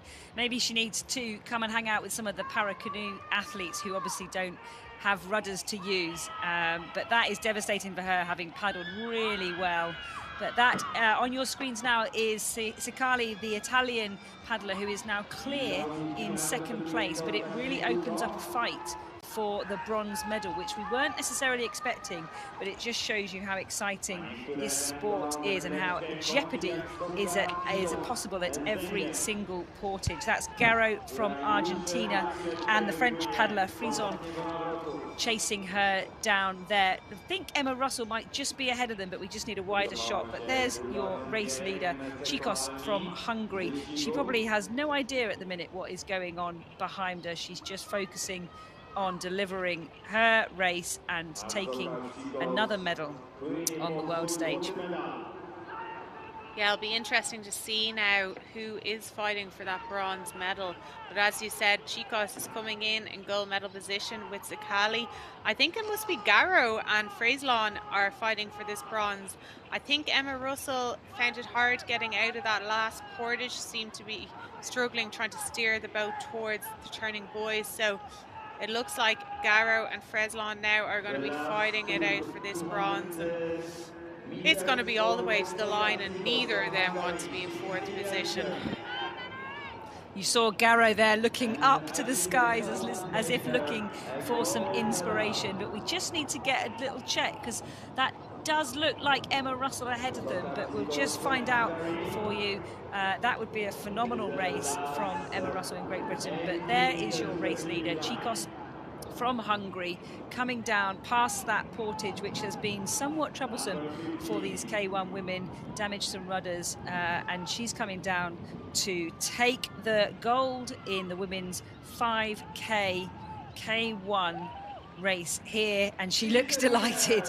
She looks delighted to have finished that race. As you said, Jenny, she was confidently leading from the start. And there is Sakali from Italy. She was 4th last weekend in Szeged, and she has exchanged that for a sensational silver medal. She's kept her nerve through all the kayak chaos and is going to take the silver for Italy. Yeah, I think you're right. I think it is Emma Russell in the bronze medal. We couldn't see on that camera angle, but Sakali is very happy there to win that silver medal. And here we have Emma Russell. What a comeback to win that bronze medal. Well done, Emma. She was back in the middle of the field coming into the first portage, and she's caught her way back up to that bronze medal. Obviously, poor Kohalmi had some rudder issues, so she lost out after the last portage, but Russell has had a phenomenal race to make her way back up here and claim another medal for GB in this 5,000 metre racing. Obviously, Bethany Gill with the silver in the C1 5,000 metres, and now Emma Russell with a bronze medal in the women's K1 5,000 metres. Wow, what a race by Emma Russell. She has been working incredibly hard this winter. I see her most mornings as we're both doing endless warm-ups and me doing rehab in the physio room. She is always a friendly face and a friendly smile, just quietly going about her business. But what a brilliant bronze for Emma Russell, chasing down Chicos from Hungary who got the gold, and Sakali from Italy who got the silver. And that's the excitement of this sport. You've got to take your chances when you get the opportunities. And she has shown excellent execution there. She kept calm and she just stole ahead of Garrow from Argentina and Frezon from France, who was in 4th place. But sensational racing. And despite the good weather, we still had excitement, Jenny. Yeah, absolutely. What a great race by these women out here on the course. Like I said, unfortunate for Kohalmi to break her rudder or have steering issues after that last portage. That is heartbreaking for her, but she's such a strong competitor that she'll come back even stronger. And, you know, she's a multiple world champion in this event, so she'll be looking towards the future now for the competitions ahead in the summertime. But as we can see, we had a great fight there for the bronze medal in the end, with Emma Russell taking it, and we saw Susanna Sakali in the silver medal. Absolutely delighted with that silver medal, and rightly so. She was 4th last week, so it's always nice to get back up on that podium after 4th position, and she's obviously a previous medalist in the K1 5,000 metres at I know she's won a European Championship medal in Munich in 2022, so she has lots of experience over the years between K1 5,000 metres and the shorter sprint distances, as well as marathon competitions also.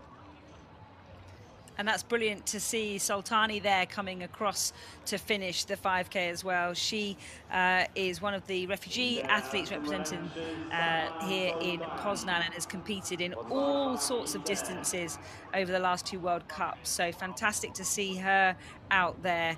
Absolutely important that we celebrate and recognise all of these athletes as they cross the finish line. But there is your winner, Chicos from Hungary, taking a well-earned drink after that incredibly exciting 5K race. I wonder whether she had any idea the chaos that was happening behind her, or whether she was just in the zone, blinkers on, focused for that gold medal. Yeah, I think once she made the break for it, Emma, I think she was in the zone wanting to stay away. At first there wasn't much of a gap there, and Kohalmi's always very strong and good at climbing over washes and catching people, so I'm sure she was fearful that the group was going to catch her, but she was able to hold her ground and stay in front from after the first portage all the way to the finish line. So well done to Chicos from Hungary there for winning. Like I said before, she's won medals. She won a silver medal in the K1000 meters here in Poznan and also last weekend in Szeged. So now she has 3 World Cup medals from this World Cup series.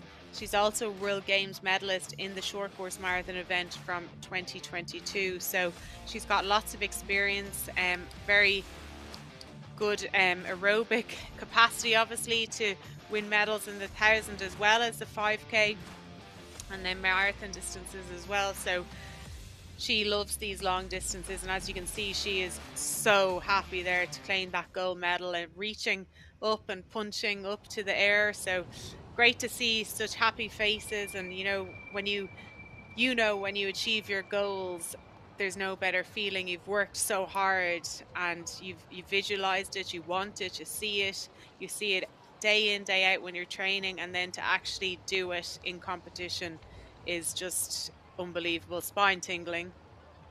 Yeah, it is indeed. And I think it's always tinged, with a bit of relief when you've put the hard work in and then the results there, because I think every athlete that lines up, Jenny, don't you? You know that there's no givens, there's no guarantees. You've got to see what happens when you're out there. So I think, for me, certainly it's absolute elation, but also a bit of relief that the hard work has paid off and you've been able to deliver that. So fantastic race there in the K1 women's 5,000 meters. We've just got one more race to go here in Poznan. It's been an incredible 4 days of racing, but there was Hungary picking up yet another gold to take them to 8 in total for this weekend. So they are well clear of Germany on the medal table, who are currently in second place with 4 golds, and Great Britain in third with 4 golds, 2 silvers and 3 bronzes. So it's an exciting weekend, but dominated again by Team Hungary. Yeah, very exciting weekend. And these countries, some of them, they might have internal selections at these World Cups because you can have 2 athletes per nation competing. So there can be a lot on the line for some of these athletes here because they're fighting for the one place that is at European Championships in June and then later on the World Championships in Milan, because at the championship events you can only have 1 athlete per nation. So it can be sometimes quite intense atmosphere at these World Cups because the results that the athletes have then plays out, and that, like, those results then see if it's make or break really whether they're competing for the rest of the season internationally. Yeah, absolutely. It's been touch and go in some of the races. Great to see so many people competing, and as you say, Jenny, it's going to be an exciting season ahead. So there's confirmation. That was the C1 men earlier, where we saw Hungary win another of their gold. Adolf from Hungary, from Cordova in silver, from Cuba, and Scheibner from Germany in bronze. So one more race to go. It's going to kick off in about 5 minutes' time. We'll just grab a quick drink. You're listening to Jenny Egan-Simmons, multiple world medalist, and I'm Emma Wiggs, Paralympic Paracanoe champion, and we will take you through the last race here in a couple of minutes' time.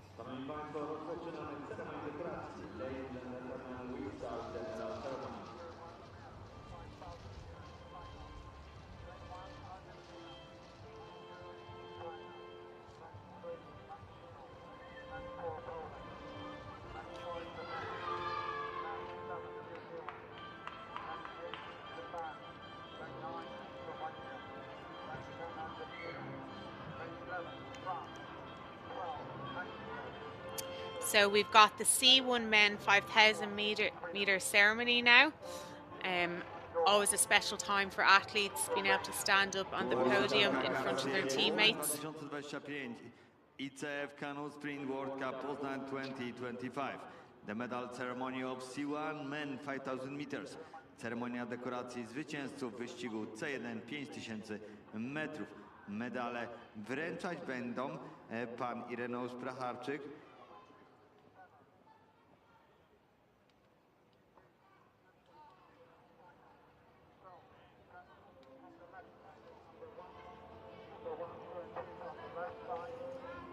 raz, dwa. Medale wręczać będzie pan Ireneusz Pracharczyk, dyrektor generalny Komitetu Organizacyjnego Pucharu Świata w kajakarstwie w towarzystwie team lidera Węgier. The medal will be awarded by Mr. Ireneusz Pracharczyk, General Director of Organizing Committee of World Cup in Canoe, accompanied by team leader of Hungary. Miejsce trzecie i brązowy medal. The third place and the bronze medal. Konrad Robin Scheidner, Germany, Niemcy. So there in bronze medal position is Konrad Robin Scheibner from Germany, being awarded his bronze medal here today for the C1 men 5,000 meters.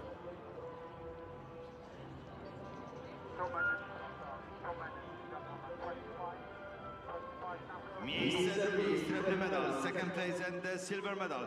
Jose Ramon Pellier, Cordoba, Cuba.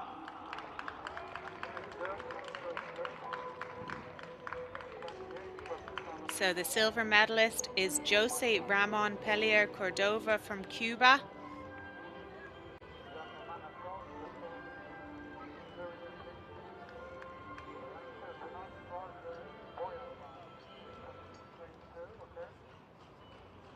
Miejsce pierwsze i złoty medal, first place and the gold medal. Balázs Adolf, Hungary, Węgry. And the gold medalist from Hungary, Balázs Adolf.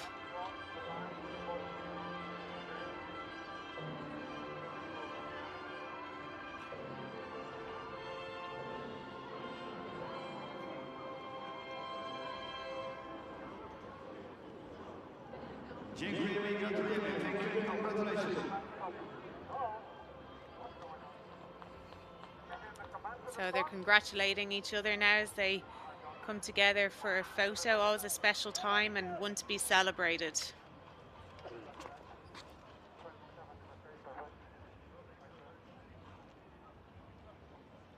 Well done to the medalists. And we've got the K1 men 5,000 meters up for you now. This is the final race of this canoe sprint and Paracanowe World Cup here in Poznan. As you can see, there's no one holding the boats for this start. They're just lining them up in as much of a line as they can get before the starter releases them. Now this one, Jenny, I think is going to be interesting. We don't have any of the medalists from WZKaj last weekend here today. So no Amanvold, who won the gold, no Pimenta from Portugal, and no from Hungary, who got the bronze. So it's possibly a bit more open, this field here.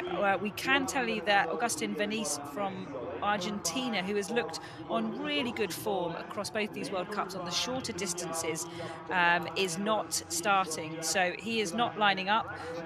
So this one could be an interesting field, couldn't it, Jenny? We've got a bit of a more open start, and there they all go at tremendous speed. Once the starter has released them, you can see the yellow and black boat there of Zaval from Czechia over on the far side really stands out.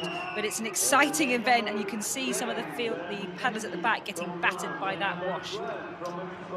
Yeah, there's some really strong contenders in this. Mads Brandt Pedersen from Denmark, multiple world champion at marathon and multiple world champion in K1 5,000 meters.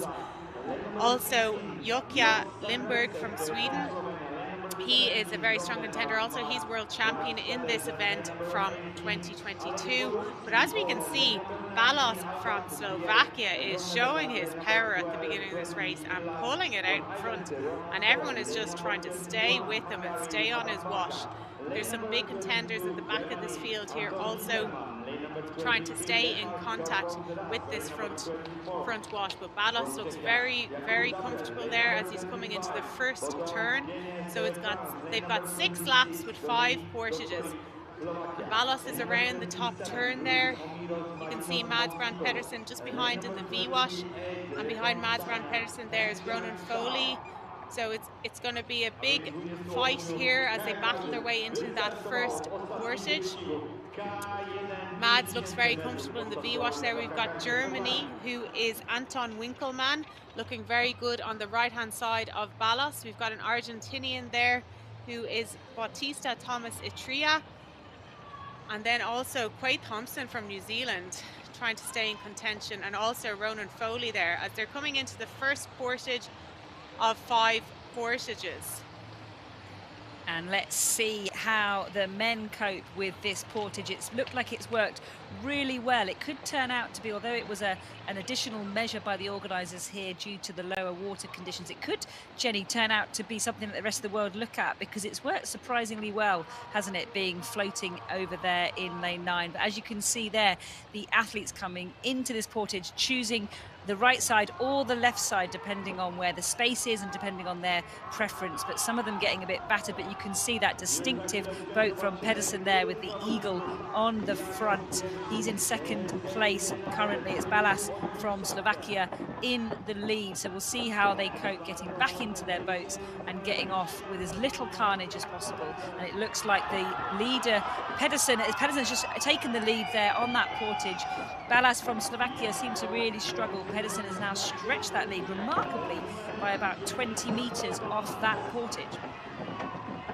Yeah, Mads Pedersen very smooth there as he got back in. But as we can see, we've got some swimmers. We've got Germany, who is paddling very strongly there at the front of the group, Winkelmann, and also Torben Rask taking a swim, and he swam last week in Szeged, so he's going to be very annoyed with himself, I'm sure. But he's remounting the boat now and getting back in to continue his race. But as we see, Pedersen is pulling it out. He is getting in front, and he does not want anyone catching him, even though Balázs is trying so hard in that second group.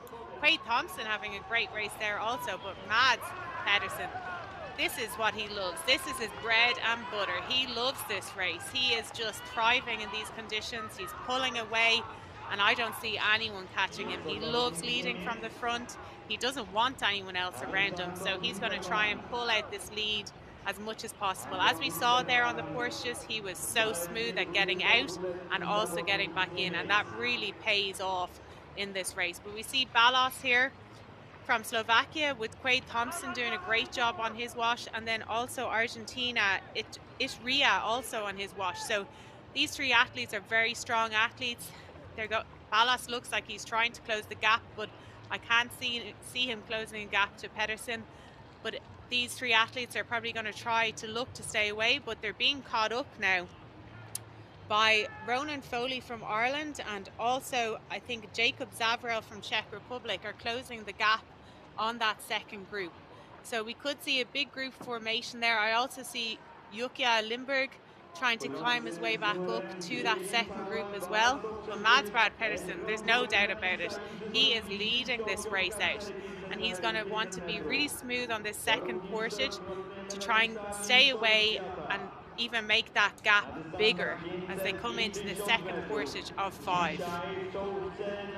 Wow, absolutely incredible scenes on that first portage. I worry that I jinxed them all by saying there didn't look to be much kayak carnage, and there it was where we had loads of swimmers. But what a fantastic sight that is from the start.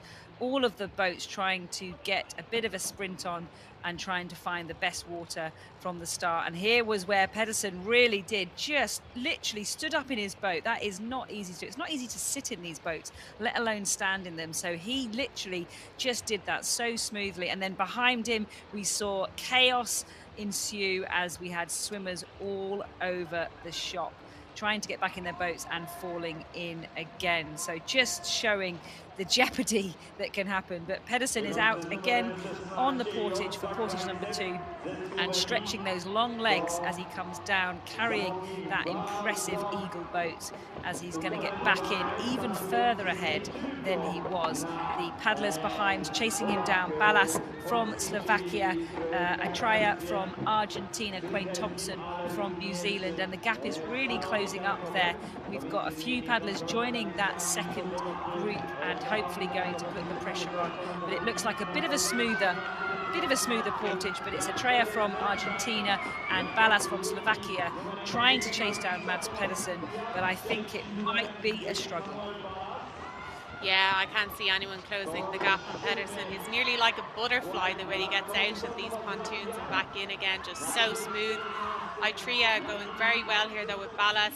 Yukia Lindberg has made a great comeback and made himself in contention for that silver and bronze medal. He's followed there from Czech Republic by Zavrel, and just behind Zavrel is Ronan Foley.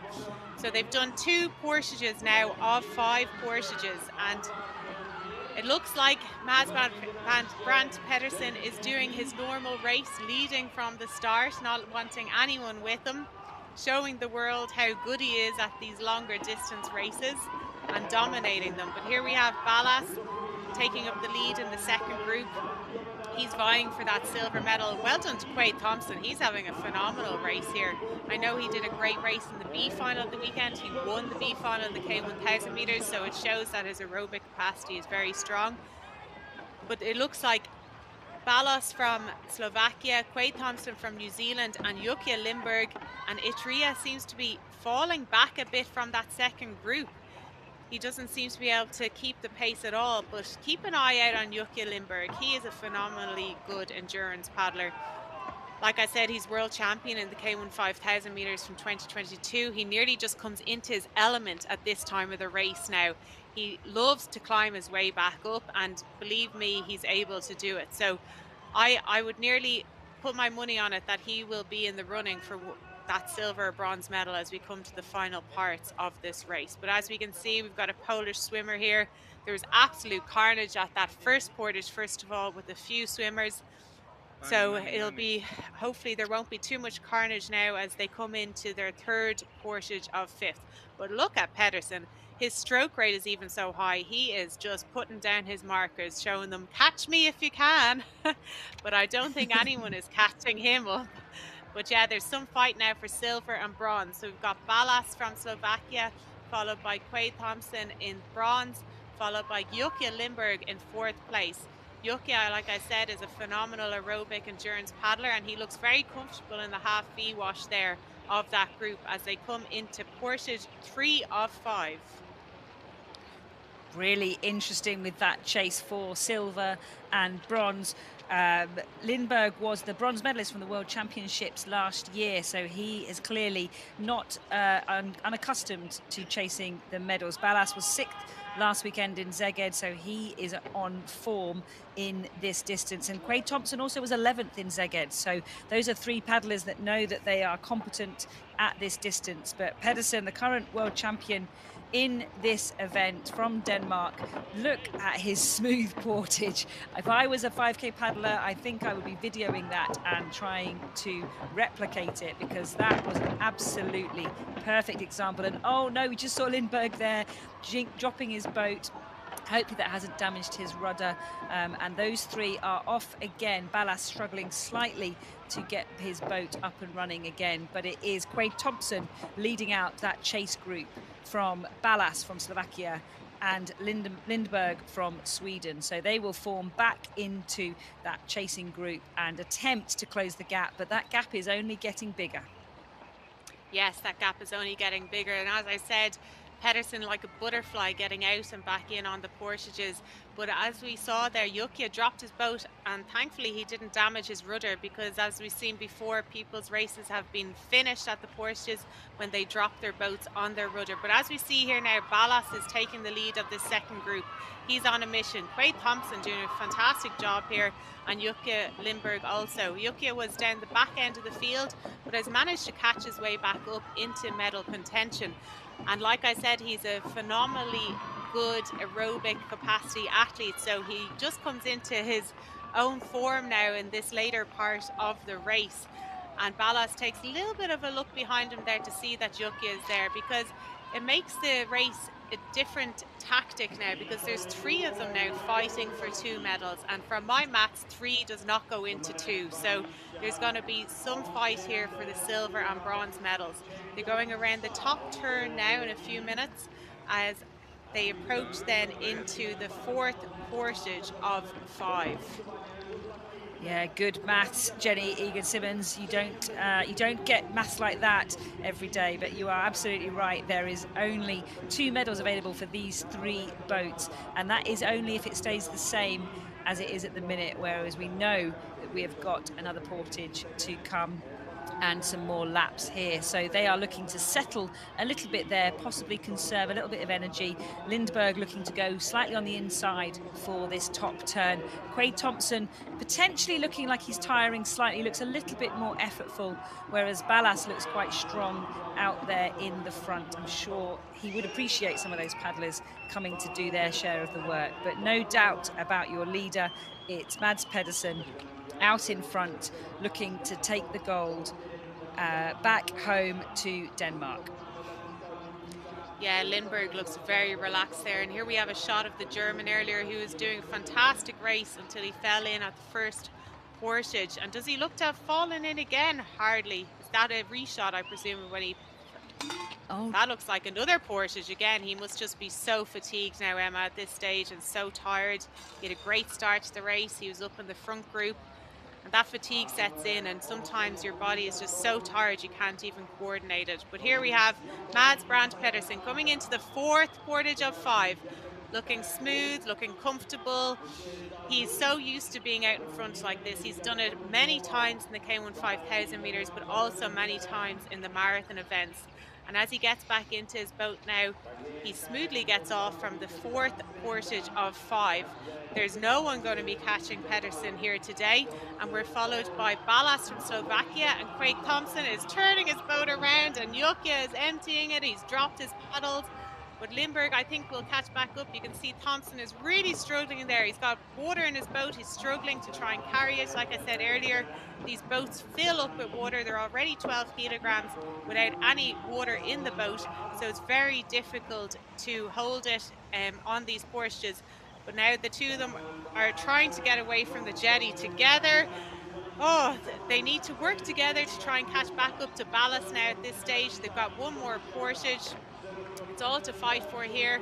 Ballas is in silver medal position at the moment, but from what I saw the last time, Thompson and Lindberg were not so far behind, but we're going to have to wait and see when the camera pans out to see the distance. Oh, Ballas has gotten away quite far. I don't see anyone catching up to Ballas now, so it's going to be a fight for the bronze medal position, I think, between Lindberg and Thompson, and shortly behind them is also Jakob Zavrel from Czech Republic, and he could possibly catch up. Jakob Zavrel is a phenomenal sprinter at the shorter distances, so if he's there at the finish, it will make things a lot more interesting.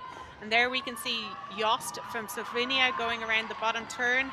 He's just completed his fourth portage of 5, but it's all to play for here today, Emma.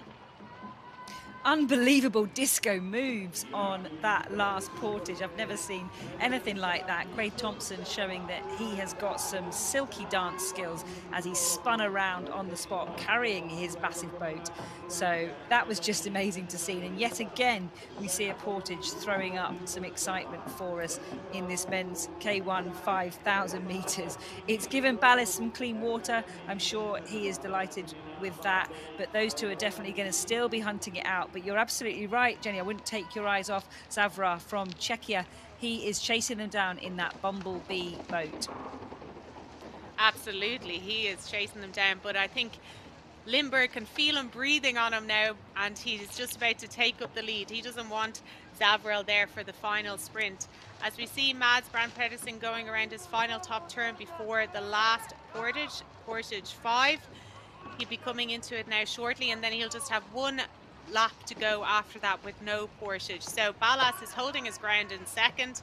We've got Lindberg and Thompson fighting for the bronze medal now. So it's going to be a very close sprint all the way down to the line. Going by the last portage, I think if Lindberg gets out of his boat a little bit smoother and Thompson has so much water in his boat, I think he's going to find it very hard to control it again. So Lindberg could be looking to make his move on this last and 5th portage. But as you can see, he's looking quite comfortable there, Lindberg. He is really a strong aerobic paddler. So he, as I said, he just comes into his element, his own element in the final part of this race. And I'm sure he's thinking about how can he get rid of Thompson at this stage. And Thompson is thinking, what am I going to do here to get this bronze? So here we see Pedersen coming through his final portage, looking very comfortable. He's just one more lap to go as he exits the pontoon for the final time, followed by Ballas. Ballas is having a phenomenal race. He's really holding his ground in the silver medal position now, and he'll be looking to get back into his boat smoothly on this 5th and final portage and get away from the pontoon. But here we have it. Lindberg is out quicker. He'll be looking to run through this portage quicker. He's got Thompson on his heels from what we saw a few seconds ago. But it'd be nice to see now from the camera angle if Lindberg is running ahead of Thompson on the portage, but no doubt about it, there's Pedersen leading it out. He is going for gold, as they say, and smiling, I think, now at the same time. He's so used to being in front like this, it's like second nature to him. Yeah, absolutely. And don't be confused by the shots there. There are some of those back markers in the race, and there's a green boat there in the middle. It looks like they will have withdrawn as well. But I think Ballas is confidently in second place, and there's Lindberg there looking like he is now on his own in third. That is Ballas in the silver medal position, just lapping Winkelmann from Germany, who, as we said, had a couple of splashes in the water. So that will be his race done, but Ballas coming past him. Yeah, Lindenberg just looks like he is in clear water, still being chased down by Craig Thompson, but I think the fatigue has hit in, and possibly that water in the boat is now coming back to bite him. But there's Lindberg in the bronze medal position at the minute, but no doubt about the leader. It's Pedersen from Denmark, the current world champion from 2024, looking like he is going to add another gold to his international haul of medals. And Ballas from Slovakia in silver medal position. The water looks a bit bumpy there with some of those back markers, but he is looking strong and solid in that silver medal position. There is Pedersen just coming round that top of the course, looking to come down. No more portages, no more chaos, no more disco moves needed. Just a final effort to the finish. Yeah, well done to Mads Brandt Pedersen. I'm sure his family are cheering him on from home, and his girlfriend Josephine are watching the live stream now and screaming at the coverage. They're great supporters of his, and they'll be delighted to see him win the gold medal here today in Poznan. Ballas has really held his ground here in silver medal position as he comes into the final stretch, and Lindberg has definitely got the bronze medal. Once he makes it home to the finish line safely, the bronze is his. And it's interesting because Lindberg has just flown out specifically just for the 5,000 meters, but most of these athletes would have raced another event while being here. But I do know Lindberg got married there recently, so congratulations to him, and I'm sure he'd be really happy with his bronze medal here today. But no doubt about it, here's Mads Brandt Pedersen coming towards the finish line. I'm sure he's smiling to himself, happy, content, excited to win this gold medal here at World Cup 2 in Poznan, Poland. He is no stranger to the podium, he's no stranger to the gold medal, but every medal is just as important and just as special as the other. As he comes towards the finish line, he'll be going for gold all the way to the finish line, and he'll be celebrating, I'm sure, as he goes across with happiness and also relief, as we talked earlier. And there he is. Woo! Go Mads, he's so happy, he punches there, he's delighted, well done. He had led from portage 1 all the way to the finish, and here we have Ballas from Slovakia coming for the silver medal. Absolutely phenomenal race by Ballas, who was also in the A final at the weekend in the K1 1000 meters, and he is delighted. And well done to Lindberg, also holding on for that bronze medal as he goes across the finish. He fought his way up from the middle stage of the field all the way to that bronze, and I'm sure he is delighted with that bronze medal here today.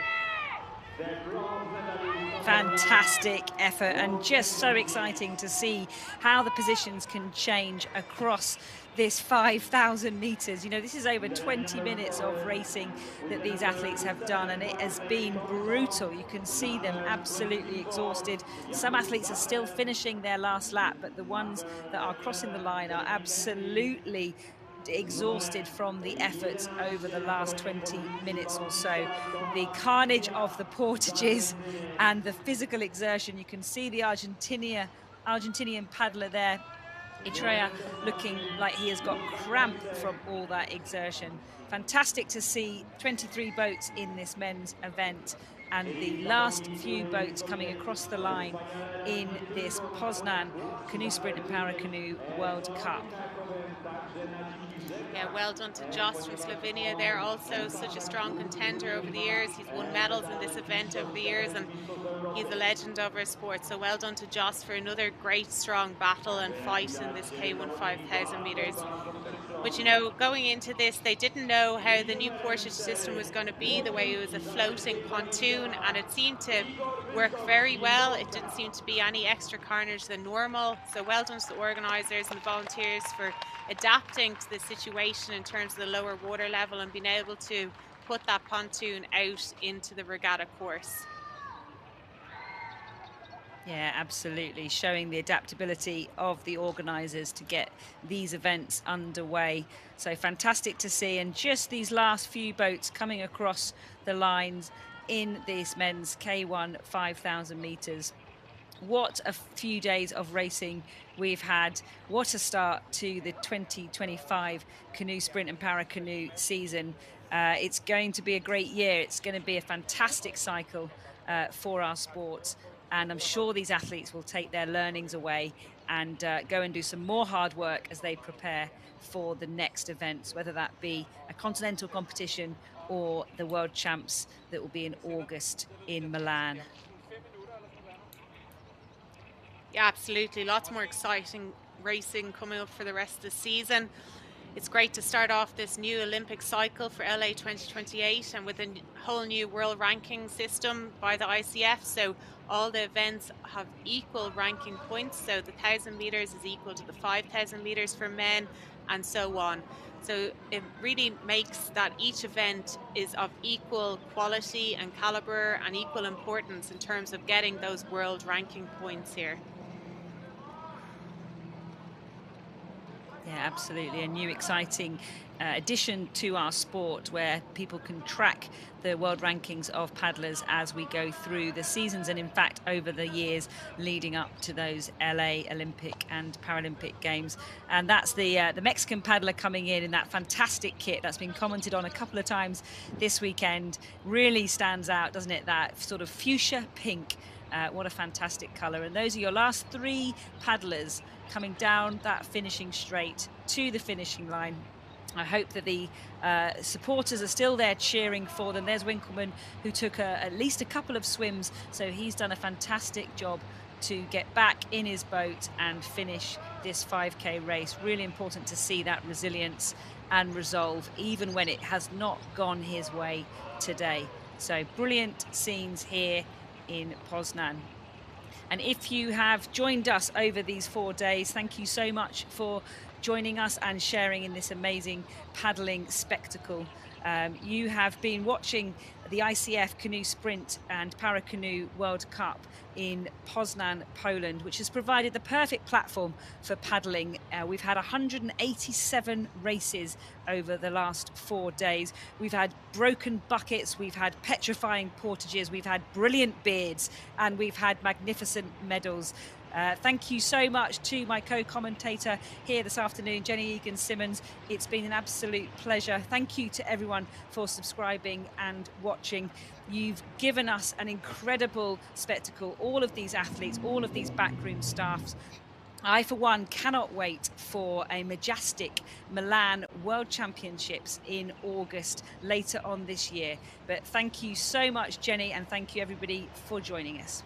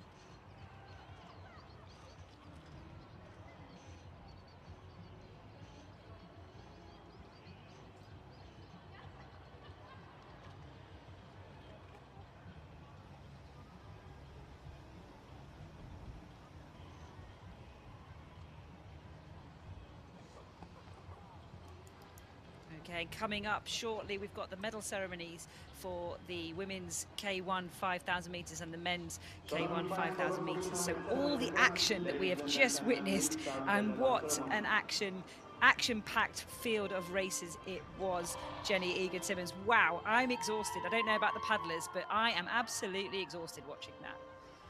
Yeah, that was some phenomenal racing, Emma, and what we like to see. There's great group formations at the start, and then in the men's, Mads Brand Pedersen just took it out after that first portage, and he tends to do that in most of his races now. He likes to get away from the rest of the competitors.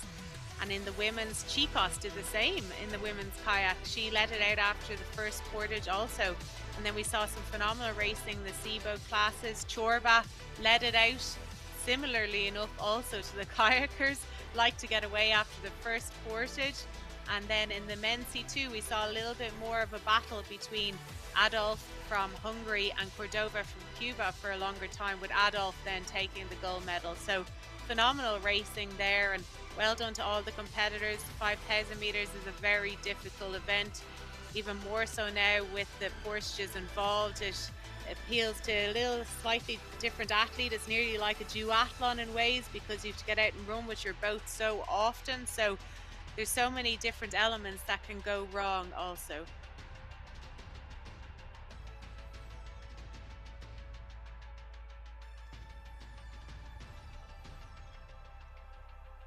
Yeah, absolutely fantastic racing, and we've got the medal ceremonies coming up for you shortly, so stay tuned to watch these athletes get the medals they have fought so hard for over the last hour or so here in Poznan, Poland.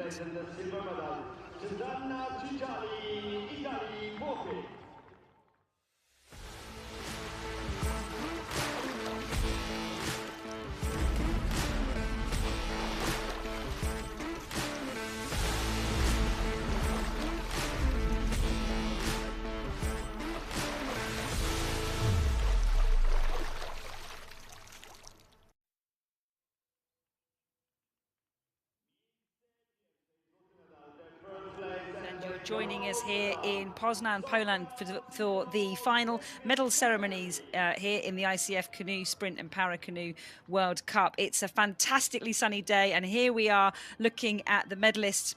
We have seen Emma Russell from Great Britain get a brilliant bronze.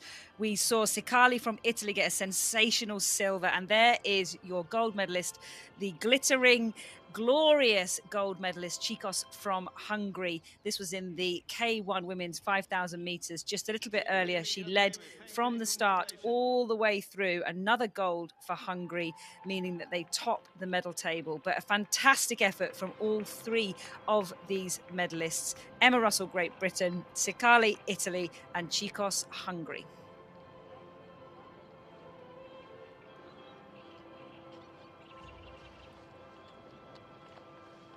Fantastic to see the rest of the GB paddlers there cheering on their teammate Emma Russell. Really, really great to see the paddlers there supporting her and giving her a cheer. There's nothing like being on a podium, and it's so nice when your teammates recognise that and share in that moment. We couldn't do what we do without having each other's backs. Absolutely, Emma. The podium is a very special place, and please do stay with us for the K1 Men 5,000 metre podium coming up shortly.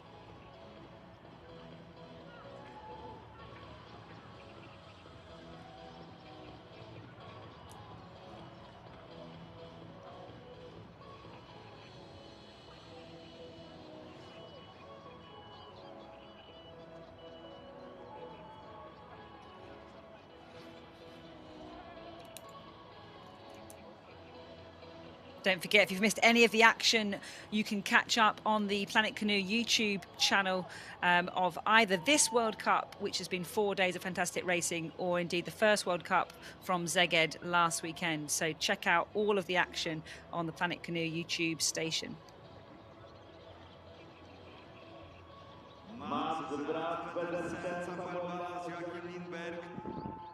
Is requested to the medal ceremony.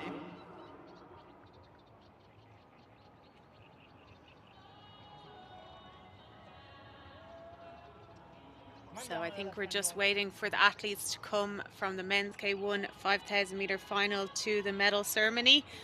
So it should happen shortly. So please stay with us for this celebration.